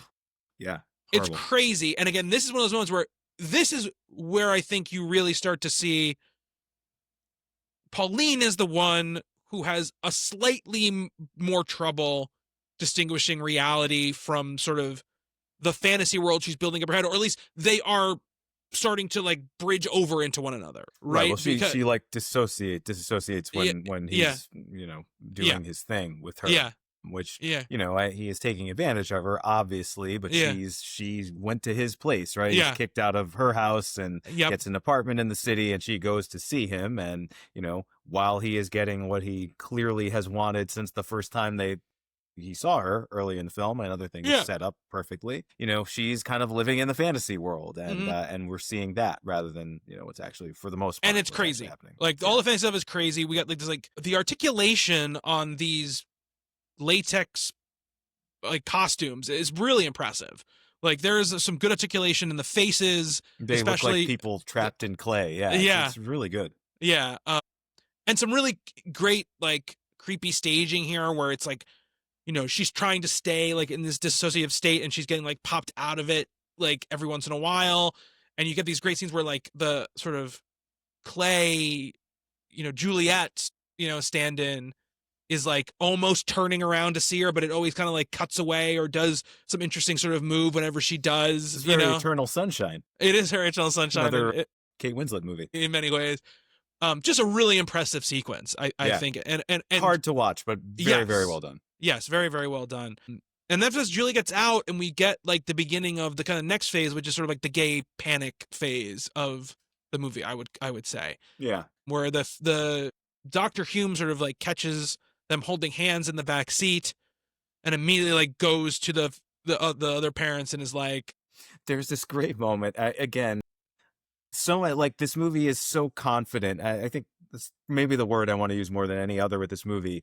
But Pauline's father, after everything he's been through at this moment, so Juliet's father comes to the house and he says, I think their friendship has become unhealthy. And her father immediately pipes up. He's like, yes, they're spending all their time writing in the room. They're not getting any exercise. Like this completely oblivious, adorable sitcom-y dad thing. And I definitely laughed, even though, there's some pretty serious stuff going on there. But like this movie is so good that it can accommodate that, alongside, because it is going to be like that gay panic thing, it's going to be, how does this buttoned up professor guy say, I think your daughter and my daughter are having a sexual relationship and all that. And right in the middle of that, this very goofy line that is so perfectly in character for him. Yeah. Just, nice little touches throughout this with stuff like that. And I really like how Sarah Pierce, is her last name, plays this scene, because she gets it almost immediately. But unlike her husband. But she's got this mix, right, of like being concerned, but also having that like, this is my kid, you better not be coming in here like blaming my kid for all of this shit. Like she says, like, has she done anything inappropriate? Really start, kind of grills him a little bit. Yeah. And he's sort of like, no, but I can tell something's going on or whatever. So he's kind of like, don't make me say it or whatever. So, and he suggests like this therapist or whatever. And, we get that therapist scene, which is just like, again, another really tough scene to watch in many ways, but has like that weird humor to it, because looking at it from a modern perspective, you're just like, this person has no idea what they're talking about. Sure. And he feels like a dead alive character. He does feel like a dead alive character, yes. This bit where he's like, it's okay to have friends. My wife and I have many friends, and we see them regularly. Yeah. It's not good to have one friend. One friend. Yeah. Yeah. Again, I mean, it is. And there's I should say before, the part of the thing that I like though is like, he does have this moment, right? Of he does have some self-awareness, because when he's first asking her the questions, she want to answer them because the mom is there, or whatever, and she tells her to leave, and then he's like, "Do you like your parents?" And he's like, "No." And I kind of like that part of it. I like that the scene isn't all nefarious, but it does get obviously to a very nefarious place. And again, there are moments here, very Dead Alive moment, or very early Peter Jackson. We want to. Now that we're in mid-period Peter Jackson, when he invites her mom back into the room and he says the word homosexuality, and it's like this extreme close-up on his mouth and his crooked teeth, like, how dare you speak that word. Yeah. Really, really nice. I wanted to mention, there is a movie, there's a review of this movie by Jonathan Rosenbaum, I believe his name is, from, I think the Chicago Reader, the Chicago Tribune, one of those papers. It is the lowest review on Metacritic. It's like a 2 out of 4. It's a, 2-star review, essentially. And what he mentioned is there's like the gist of what he's trying to say is like there's too much Peter Jackson excessiveness. This kind of does feel like a movie from the director of Dead Alive, and it's treating this in kind of a goofy, over the top, heightened sort of way. And I don't agree with that. I think this movie is fantastic. I think this is there's a lot of 4-star reviews of this movie, and I'm much more in line with those. I'd call this a close to perfect movie as well. But I do get what he's saying, right? I mean, I think through a certain lens, through a certain perspective, this movie is taking very serious subject matter, and it is applying this style to them that I think is not going to be everyone's cup of tea. Yeah, absolutely. I totally agree with you. I would say this, that there are just people, and this is not a wrong perspective to have, but there are people who just don't like when tones are mixed, like they and particularly in the service of a story that is, someone actually died. Like, this is not a made up story. But they don't treat the death as my argument against that as a criticism, not from you, but just in general. For someone, I was talking about this movie with someone who had that feeling, right? I would definitely counter with, but yes, but the murder is not treated with any sort of levity or humor. Right. It is treated about as disturbingly as you could possibly imagine, without you showing, a split skull and brains coming out. It is, yeah. You know what I mean? There's no winking at the audience during that scene. But I think my main argument, because there's so much of that through the rest of the movie. But my main argument with that is like, that's fucking life. Like, life is, even when life is serious, life is ridiculous. Right. And I think that, like, people often get caught up in this idea of, like, formalism, where it's like, well, if it's a serious story, everything has to be serious. Exactly. And it's like, but that's not, I mean, that's fine. You can make great movies that way. No argument for me there at all. But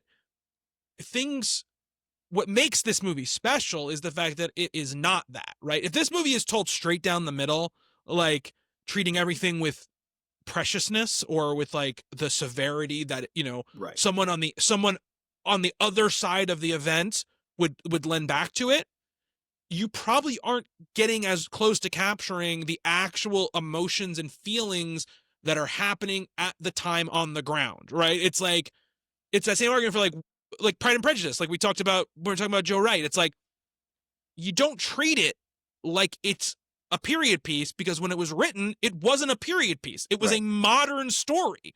And, and I think that's the same thing for me here. These girls don't know at this moment they're going to kill this woman, right? So he's trying to give you the experience of their lives and their feelings in these moments, right? And they have a sense of humor as well. Yes. And they are creative and weird and quirky like Peter Jackson is. Yeah. And that's what I was going to say. I mean, I do see where Rosenbaum is coming from, but I also think that tone is very true to the character. So it's not just true to Peter Jackson, but it is true to Parker and Hume as well. Yeah, absolutely. So, just talking about that one shot though reminded me of that. Yeah. That was the one. It was a fascinating review, I thought. So I did want to mention it. No, absolutely. No, I mean, and again, it's like, to me, and again, this is just the way I feel about things, like, those sorts of touches are, like I mentioned, is what elevates the movie for me in many ways, because it feels unexpected and it keeps you engaged in something that you might be able to put a separation between you and the thing. Because it also helps to kind of get your guard down a little bit for when the real shit starts to happen, right? And after this we get the confirmation, right, that the mom is cheating, right? And again, another thing where Kate Winslet's character is playing above her years and doesn't understand what's going on, right, at all. She's sort of starting to understand something is up. Like this guy definitely has something for my mom, but my mom would never do anything, and like, obviously we learned much, very soon after this, right, that's not the case. And I love that. So and the dad also gets fired right here too. So we got a lot of stuff happening we've now sort of switched gears to be like, a lot of stuff's happening in Juliet's life, right? A lot of stuff is happening. She finds out her mother is cheating and that the dad knows about it. That's what I think too. And that they're going to get a divorce at some point because she's in love with this tennis instructor and she's going to leave him. The dad gets fired. And again, this guy, really good. You have the scene right where he's like sort of sitting there with all his files and looking stuff over. And it's like right file, and he can hear like his wife and the guy like sort of like laughing and whatever, and he just breaks down and starts crying like over these files or whatever. And I just love that he's not a cartoon, stodgy, conservative dad. Like there's more to him than just that, right? Because none of them, because they very well, and this is the thing too I find interesting, is even with all their reservations, they never go, you two can never see each other again, right? They don't ever do that. They're weirdly accommodating toward the end. Yeah. Oh, well, they're moving away, but they should spend their last 3 weeks together. Like, should they? Yeah, I know. Turns out to be a pretty bad choice. Yeah, I was just thinking back to one of the first scenes we see of the Henry Hume character is they're on the way to that holiday that they go on, and the family is singing "How Much Is That Doggy" in the window in the car, and he's like begrudgingly doing the woof woof part. Yeah. So I mean, it feels like a real family thing too. It feels like that. It does, but it's a little heightened. It is heightened, of course, but that's the sort of that thing. moment where he breaks down and cries. An academic and a girl dad. Like, how could I not be sympathetic to that guy in some sense? I guess he's as close of an analog to me as there is in this movie. I think I'm a better dad than him, but. He's not even like a really bad dad, You probably shouldn't go to that academic conference for 4 months. No, I mean, that's terrible. But I'm just saying, there is this abandonment thing too, right? Like they have left her, in the Bahamas, and they're going to travel the world together. The two of them's like, we're not going to go to the Bahamas. That place sucks. Like, that place is pretty nice there. Yeah, but because it's a very child brain, right? Yeah, exactly. Her sickness and with her parents being away, just really interesting stuff, which I assume is all accurate to those. Yeah, characters. I'm assuming because I mean, from the diaries and all the sort of the research they did, there's also, and then after this we get this dinner scene, right? This like fantasy dinner scene where she's like fantasizing about her parents dying. Oh, yeah, I forgot about that scene. Yeah. And that is like, to me, the most Peter Jackson scene in the movie, because it's got that like weird first person swimmy camera thing happening. And it's got like these like really disturbing sort of deaths or whatever that are also sort of comedic. It's the Dead Alive custard scene. Yeah, it's exactly what it's kind of like. And no one else is reacting to it. Everyone else is kind of like laughing. And, and that's, I think, but that scene, right? And I'm just thinking of it now because we just mentioned it, is the one sort of death fantasy scene we get where those like clay characters are nowhere to be found. Right. She's imagining these people dying in real life from like real life things, even the way the dad dies obviously is crazy because he like bends over to get like more food and he's got like a knife stuck in his chest when he comes back up. But, like there's few things as disturbing as watching someone like suffocate on screen, and like that scene where the mom's like choking is very disturbing, and you get the sense, right, that things have turned, right? I mean, there's a lot of stuff that's dramatic that happens. I really think the way that Kate Winslet, Juliet reacts to the divorce again feels very true to being like a 15, 16-year-old girl or person, where it's like it's just like the world is ending, right? The world is ending in this moment. Everything is like you might as well just tear down the world for what's happening here. Melanie Lynskey's character drops out of school and gets like a typing job or whatever because the mom is like, you're terrible, you can't go to school anymore, I'm not sending you to school like this or whatever. So now she like works and like pays her way through like she has to pay rent, apparently, as she says, or whatever. So things are not going well for either one of these girls in these moments. And the only thing they have sort of an escape is each other, right? And so as soon as them being together is threatened, right, that really starts like I said, the snowball going down the hill, and it's unrecoverable at that time, right? They have all these plans to get this fair together to travel the world, but Melanie Lynskey character doesn't have a passport, so there's like a really emotional scene where she calls and says she doesn't have a passport. Right, she can't get one unless her parents are there with her, and of course they're not going to go because they know exactly what she wants it for. Yeah, they're not going to get her a passport, and then there's this plan like, because she's going to go to South Africa because the father has to go back to London, and he's like, you're not staying here. The mom's going to stay and like you can't stay with her. Yeah, you can't stay with her. And he's also like, I'm not taking you to London. I'm leaving you in South Africa, which because he needs a warm climate because of her tuberculosis. So she got to stay in South Africa. But the father, I'm not staying in South Africa. I'm going back to where I can get a job. So you just, again, are 15 years old and do whatever the hell you're going to do down there. And this is what I mean by like, yes, both of Juliet's parents are not like monsters, but they are way more callous and way worse, to their child as a caretaker. They just have a bunch of money to smooth it over with gifts and a nice house and all this other stuff, right? But, which is why like it's like this, again, a very youthful thing to misplace your anger in the wrong place, right? Because the thing that's breaking them up is the Hume family, right? It's not her family. Her family really, again, that's why it makes no sense, right? You kill the mom and then you're going to be able to go to South Africa with your friend? Are you saying if they were going to plot a murder of someone, it should have been like a Hume rather than a Reaper?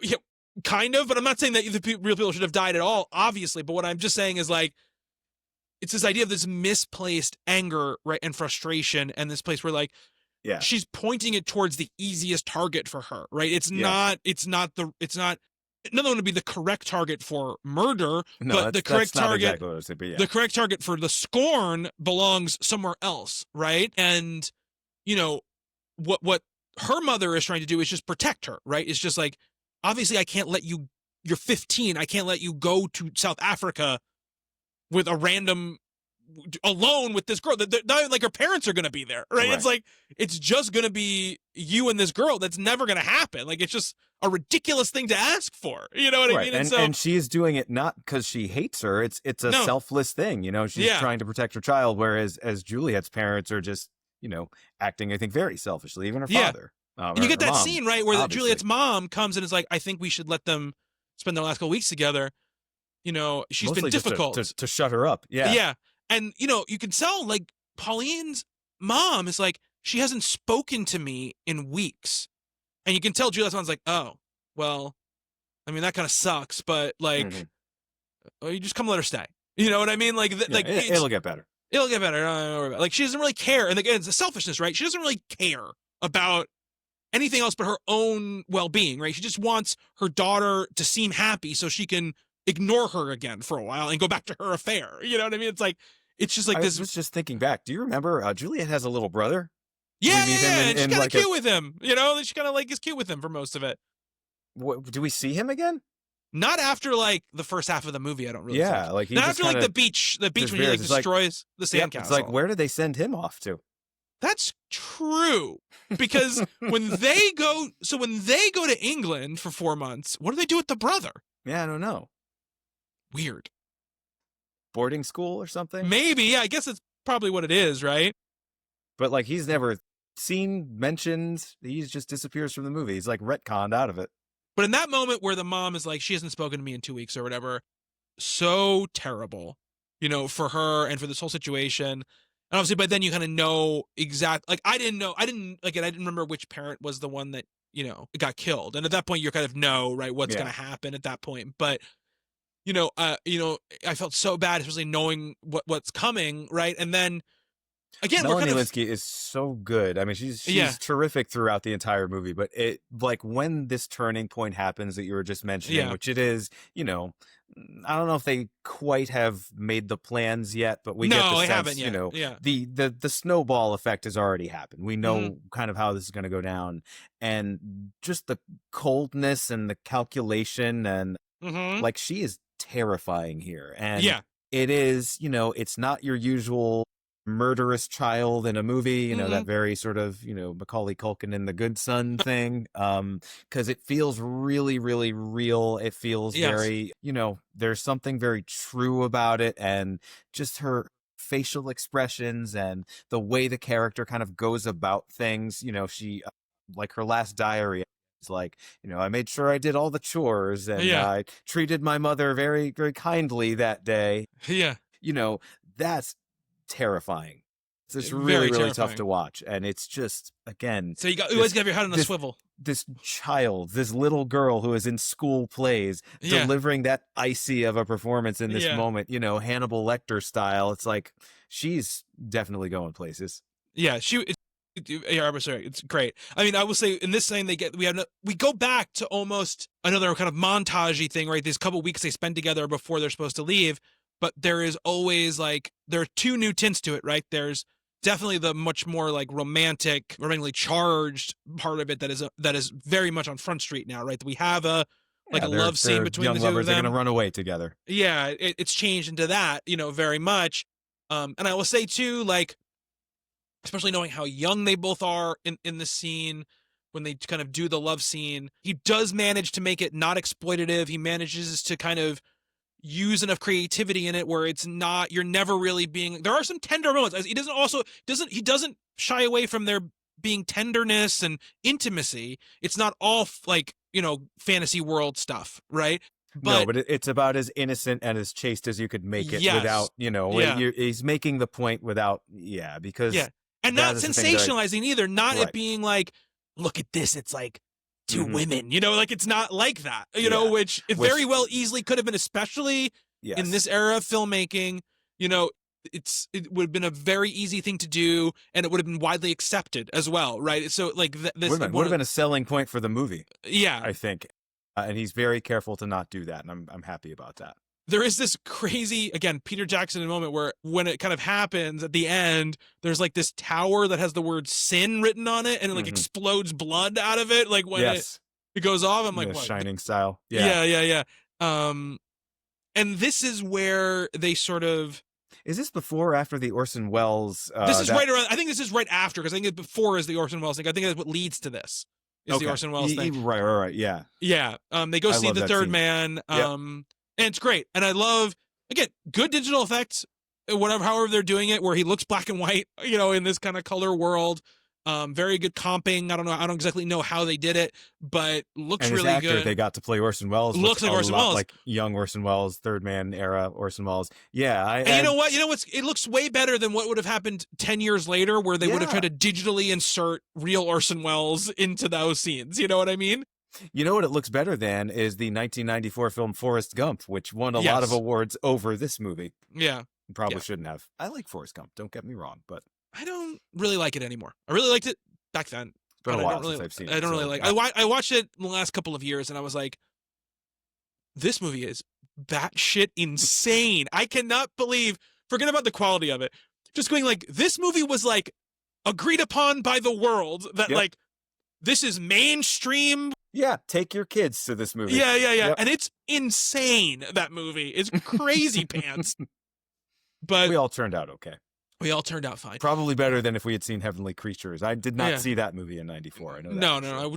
I was definitely too young to see Heavenly Creatures in 94. And to know that it existed. Yeah. Oh, definitely. That's for sure. Yes. That is 100% for sure. Yeah, the Third Man sequence, really, really fun. I really liked it a lot. I did have a lot of It Follows to provide, again, using his sort of again, this is way before It Follows, obviously, but some of his horror chops, right? So make it a little thrillery, make it feel a little scary, even though they're being stalked by Orson Welles. Yeah, but I love that it ends with them laughing. It's like you're like, okay, we've got again, it's one more where it is a little bit are they confusing what's real and what's not? In that moment or whatever. And then when they're laughing at, then you're like, no, they the whole time they were sort of just playing a game, right? Which is a very, like, young teenager thing to do, right? Like Yeah, that absolutely. car that's following you, like, they're probably chasing us, so let's try to get Yes. away from them, that kind of thing. I Yeah. liked that scene a lot. I And didn't want to not talk about it. no, it's a great scene. But again, like there's these fun scenes, there's this romance charge, but there's also this darkness now, right? That has crept in, right? We're seeing a lot more of these like clay fighting scenes where people are getting killed, Yeah. you know. Well, they have, it's, I think around the scene, I don't know if it's just before that, but there is a moment where, and this is, we haven't mentioned this yet, right?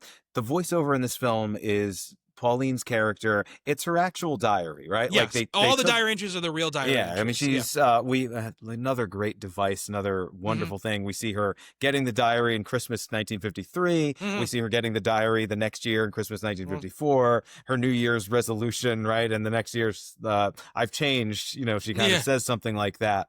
But there's this moment where her voiceover, the diary entry, right? Is like the two of us realize we're mad, and then we get this great, the banner unfurls from that same tower where the blood explodes out of the windows later that just says mad, right? Like we're both realizing now we've lost it, and we're okay with it, and I think that's really, the fact that they acknowledge it, the way that kind of comes about. So it's this kind of, what's it called, a morphu, this, like, they're madly in love, and they're also just, kind of crazy in general at this point. Really nicely done there as well. And we get the sense, like, this is where all the safety kind of comes away, right? Like, there's no guardrails anymore. Like, they are kind of capable of anything. And I think even if you didn't know that this movie was about a murder, at this point, we get the sense that they could very easily escalate to that. Yeah.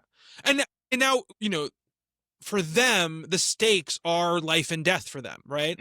They feel like if they're separated, it's basically the same as them dying, right? That's kind of how they both feel. Well, Pauline says it earlier in the movie, right? Like, if I can't be with her, I just want to die. Like, we can both There's go to several the like fourth suicidal world ideation together. times for her, and you get the sense, I think, it's very easy, I think, when you're picturing stories like this, even like most fictional stories like this, that Winslet would be the one who would sort of like be like the convincer, because she's sort of like, for most of it, I feel like she has the upper hand, right, in the friendship. And, for Pauline to be the one who really is the one who like settles on this and is really the driver of it, for the really. And I think that, we get, like you said, these really, there's a foreshadowing scene. I don't remember which scene it is with the clay figures, the Barovian figures, where I think it's when she's sort of like theoretically dumping John or whatever it is, but it's like, she kind of throws the gem is on the ground, and he sort of leans over to pick it up, and the gate crashes through his that's great neck. Yeah, the clay figure gets splattered, cut in half. And the ease and sort of like jovialness in which they create these like kind of death scenarios. And then we get to this point at the end where she's kind of writing these diary entries, and you mentioned the moment where she goes like, that day I made sure I was very sweet and good, for her mother. And she looks as miserable as she's looked the entire second half of the movie. Everything she looks like she's doing very begrudgingly, the whole time. It's just, I think it's a very big comment on like how you see yourself versus like how you actually are, this idea of what she's doing. And that really, really, there's that like kind of haunting song playing like through most of it. We see more of that dream that we saw at the very beginning. Now we start to see it comes back finally. I mean, we're in the last like 10 minutes of the movie, and we're seeing this like her like with Juliet on this like beautiful boat with Juliet's parents, and like they turn around and they hug, and like she calls her daughter, her foster daughter. We haven't mentioned that either, but that's another sort of thread that runs through this is, Pauline's kind of, although her parents are perfectly nice, wonderful people who really care about her, she doesn't want them for her parents. She kind of sees the Humes as her parents, even though like she sees it just as well as we do, that that's not a healthy marriage and they're not great to their kids.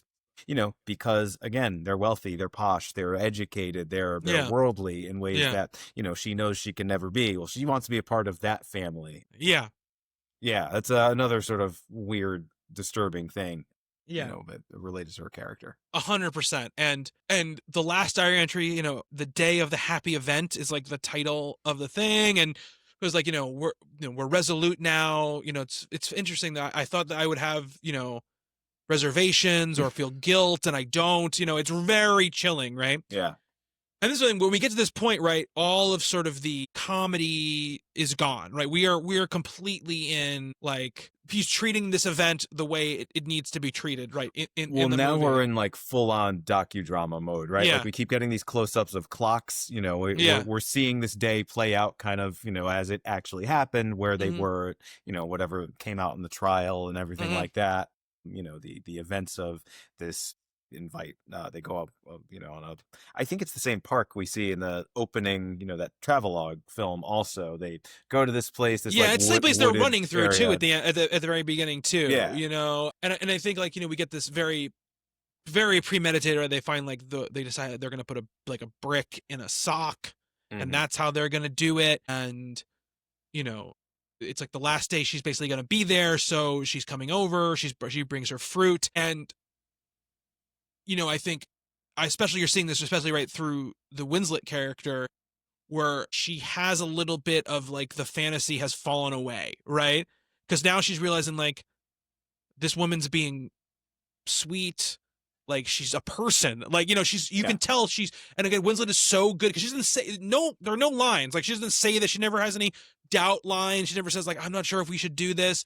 No, but there's a couple of expressions. There's a couple of moments where you can really see it in her face, in her eyes, like, oh shit, like this is really happening, and I'm not sure I want to do it anymore. Again, for someone at that stage in their career and at that age to be able to pull that off is, she's not doing like the eyebrows or anything. Like, no, you and could, this idea melodrama this so easily. No, and it's not. It's so you're definitely, you say you're definitely really in a subtle. docudrama, it's kind of like very subtle. Yep. Yeah.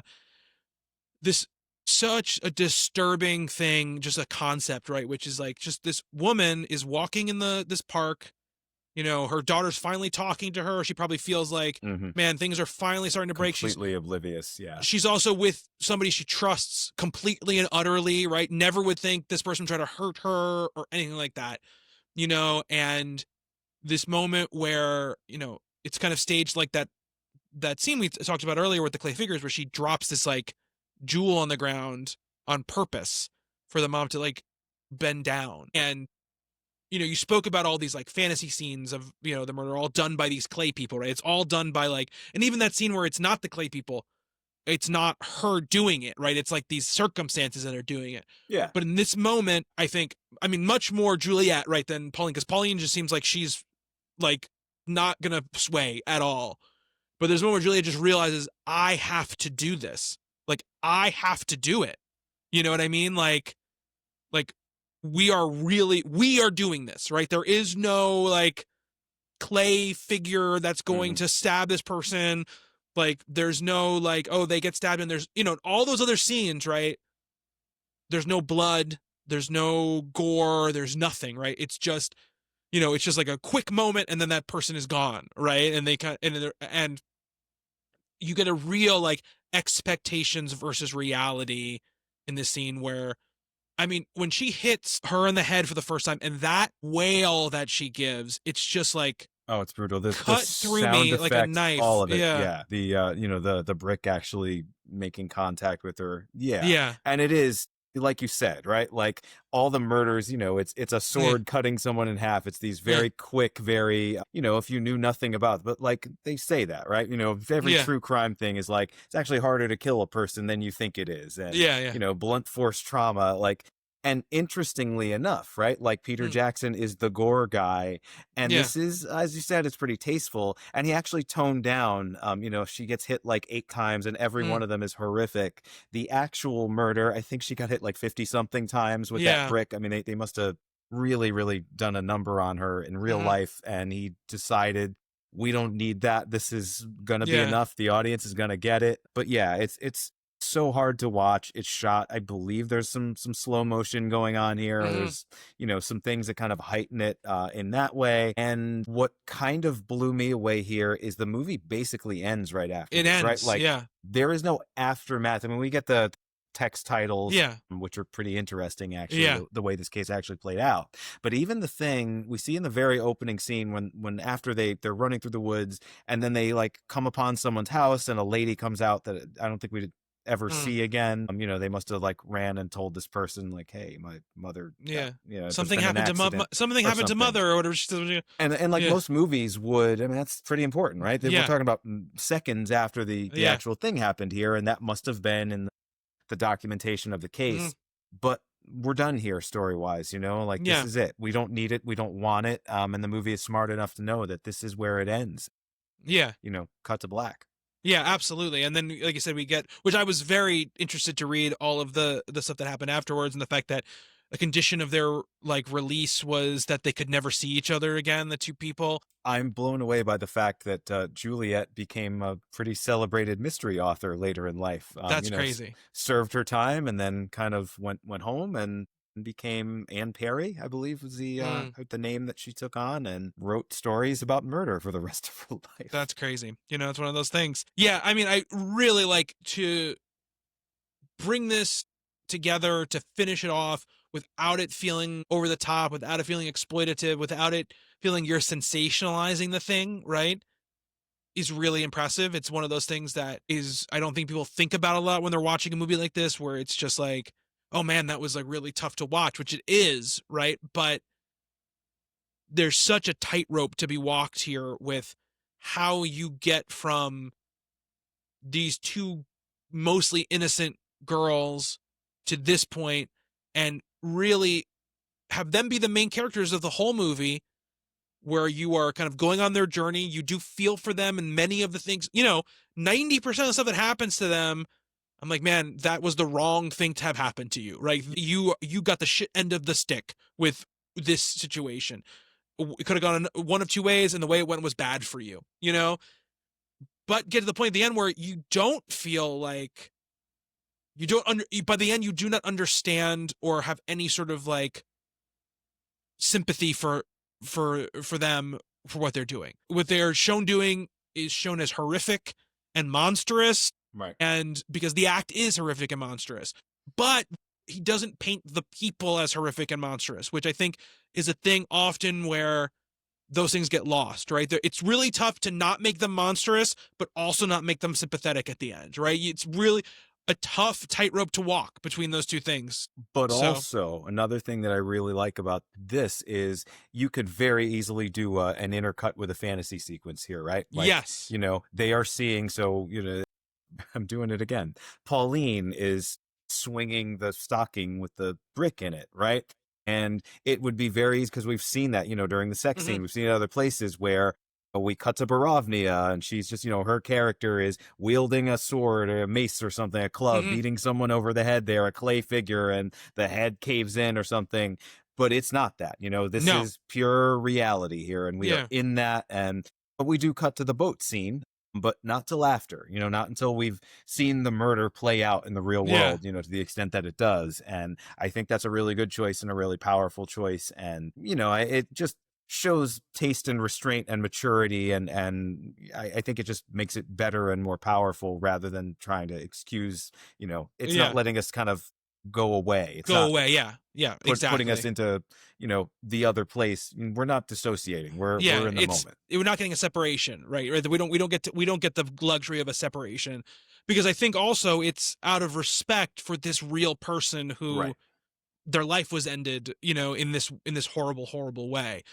Anyway, we should say that at the end, you know, we have the kind of, again, the expectations versus reality thing, which is, I think even in this moment, right, it's telling you like they realize that like this idea was not going to work, right? It's like she kind of left on the dock while they go away, you know, left there screaming and crying. And we don't get like ending it at this point too. Like you would think there'd be another scene between the two of them where they, you know, a hug or something, and there isn't. And I really like that. You know, it's a movie I've seen a lot. Bonnie and Clyde, you know, the last moment where we see those two characters, they exchange a look, and then that's it. They get shot to death, and the movie's over.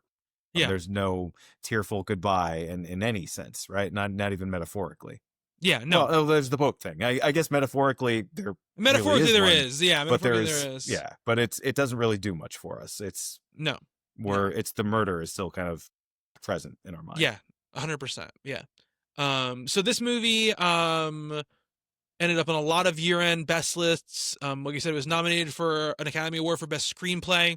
I didn't look at what won that year, but in 1990. I know Forrest Gump won a lot. Well, that was an adapted, although I guess this would be too. I mean, depends if it was technically based off previous material, you know? Like if it's not adapted from an article, right? Isn't it still? Yeah, I I'm not honestly sure. don't. I'm saying that I don't know. Yeah, same here. Yeah, let's see. I mean, their rules are weird. The Academy rules are weird about that stuff. So sometimes even if you think you know, it's not. Yeah, and I often disagree with it anyway. Like, no, that's an original screenplay, bro. But yeah, this was, pretty well, a lot of accolades. Absolutely swept the New Zealand Film and Television Awards that year, because of course it did. On everything but best cinematography, even though I think the cinematography It's written. it's writing screenplay written directly for the screen. So it's not. It's original screenplay. Okay. So a little movie called Pulp Fiction won that year. Oh, well, that's a pretty good movie. Yeah, good nominees that year. Pulp Fiction, the winner. Bullets Over Broadway. 4 Weddings and a Funeral. Heavenly Creatures, and Red, the Kirilov Kislowski. Oh, okay. So yeah, some pretty heavy hitters. Pretty heavy hitters. Yeah, I'm glad it was a Forrest Gump. Yeah. No, Forrest Gump won Best Adapted Screenplay, my friend. It beat The Madness of King George, Nobody's Fool, The Shawshank Redemption, and Quiz Show. Quiz Show is the real tragedy. Quiz Show should have won Best Adapted Screenplay. What a movie. Man, Quiz Show is. Movies were good once, weren't they? Movies used to be great, man. No. Got several critics awards. It's the Silver Lion winner at the Venice Film Festival. It wins the Empire Awards for Best Actress for Kate Winslet. It wins Best Picture for the Los Angeles Films Critic Association. WGA nomination for Best Screenplay. I should have read this because it's a WGA Award nomination for Best Screenplay written directly for the screen is what it says. So. And it also, at New Zealand, it won Best Actress, Best Supporting Actress, Best Foreign Performer for Winslet, because obviously she's not from New Zealand. Best Director, Best Score. That was one of the fun things, just looking at the awards this thing won, because clearly they're both deserving of awards, and like I said, it swept the New Zealand Film and Television Award, so it's like they have this other one that they can give to Kate Winslet, which is nice, right? Because you want them both to get something for this. It wins basically everything except for Best Cinematography, which is a nominee for. So, obviously it's like the king of the New Zealand film industry in that moment. I will say we didn't mention, I think the music, Peter Desant, who worked with Peter Jackson on all these movies that he's been working on in the early career. It's really nice score here. I think it's the last time he works with him. I think after this, it's... he goes back to Bad Taste, I think. He does, yeah. So I'm saying he did all of these movies up until this point, and through this point. I don't know who scores The Frighteners. I don't remember who scores that movie. So, but obviously, then it's Howard Shore after that with him. Also, I mean, another sort of evolution of Peter Jackson's again, which is not a thing he's really known for, but the use of the songs in this movie, the opera, the Mario Lanza songs, and a couple other things, really, really good. That hymn at the beginning. Yeah. I guess maybe we see a little bit of that in The Lovely Bones. Maybe The Frighteners too. I feel like there's some good. I feel like when we watch The Frighteners, needle drops. There's going to be some needle drops in The Frighteners. Definitely, he couldn't afford it in any movie up to this point. Yeah, I mean, I don't know how much the rights for the Mario Lanza catalog are for this movie, but it's really cool. Again, I'll say this too. It's like there's that whole montage we talked about before that we love so much. It's to opera. It's to Mario Lanza singing, which I think is great. And I think again, using old timey music to denote creepiness in a movie is not anything new. Although I don't know, I would love to track back when the first time it happened, right? When was the first time someone was like, I'll see you in all the familiar places? Yeah, and it's like someone definitely wasn't Tiptoe Through the Tulips and Insidious, but boy, is it great. That's a great one in that film. But but I also the Mario Lanza songs, I mean, there's fun romantic songs, right? From comedic operas, and a lot of those are in this too, because this it's a giddy young person romance, and I think that's really it's not meant to be creepy when they're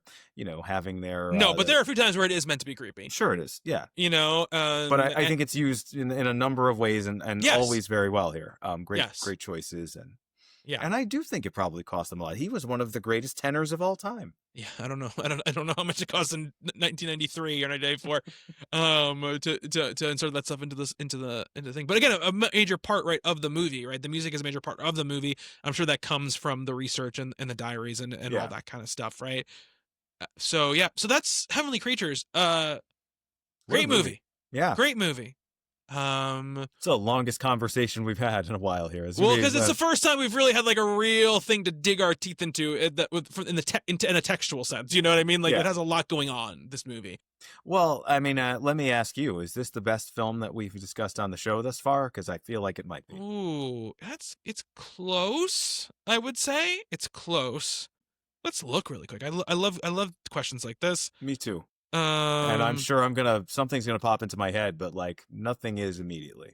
So let's see. It's definitely better than any of the Kaczynski movies, for sure. Is it better than all of the Kusama movies? Maybe. It's very different, obviously. It is. It's unfair to directly compare it, but I think it's a fine question, though. I think it's better. I like Gone Baby Gone better, but I'm not sure it's a better movie than this. In fact, I'm sure it's not a better movie than this. Yeah, I mean, I would say I probably like, of the movies we've covered so far, I probably like Jennifer's Body, and maybe that's it more than this movie, I would say. Wow, okay. Maybe I like that movie a lot too, and probably if it's like tomorrow night, and I'm like, I'm going to put on one of those two movies. Let's not speak about, funny that they're sort of similar in some ways, you know, with like what they're dealing with as far as like how young women are treated and how it affects how they behave and how their lives kind of play out, you know?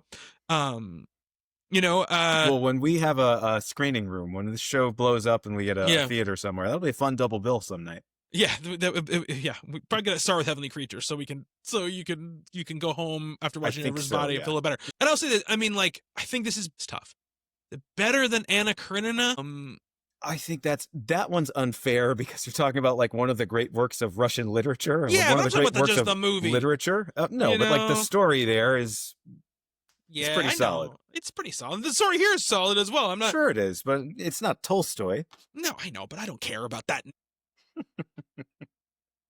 It could be a boring ass movie. It was based on a Tolstoy book. It doesn't mean it's great just because it's based on that book. But yeah, no, it's close. It's in the conversation for best movie we've covered so far. I would say so.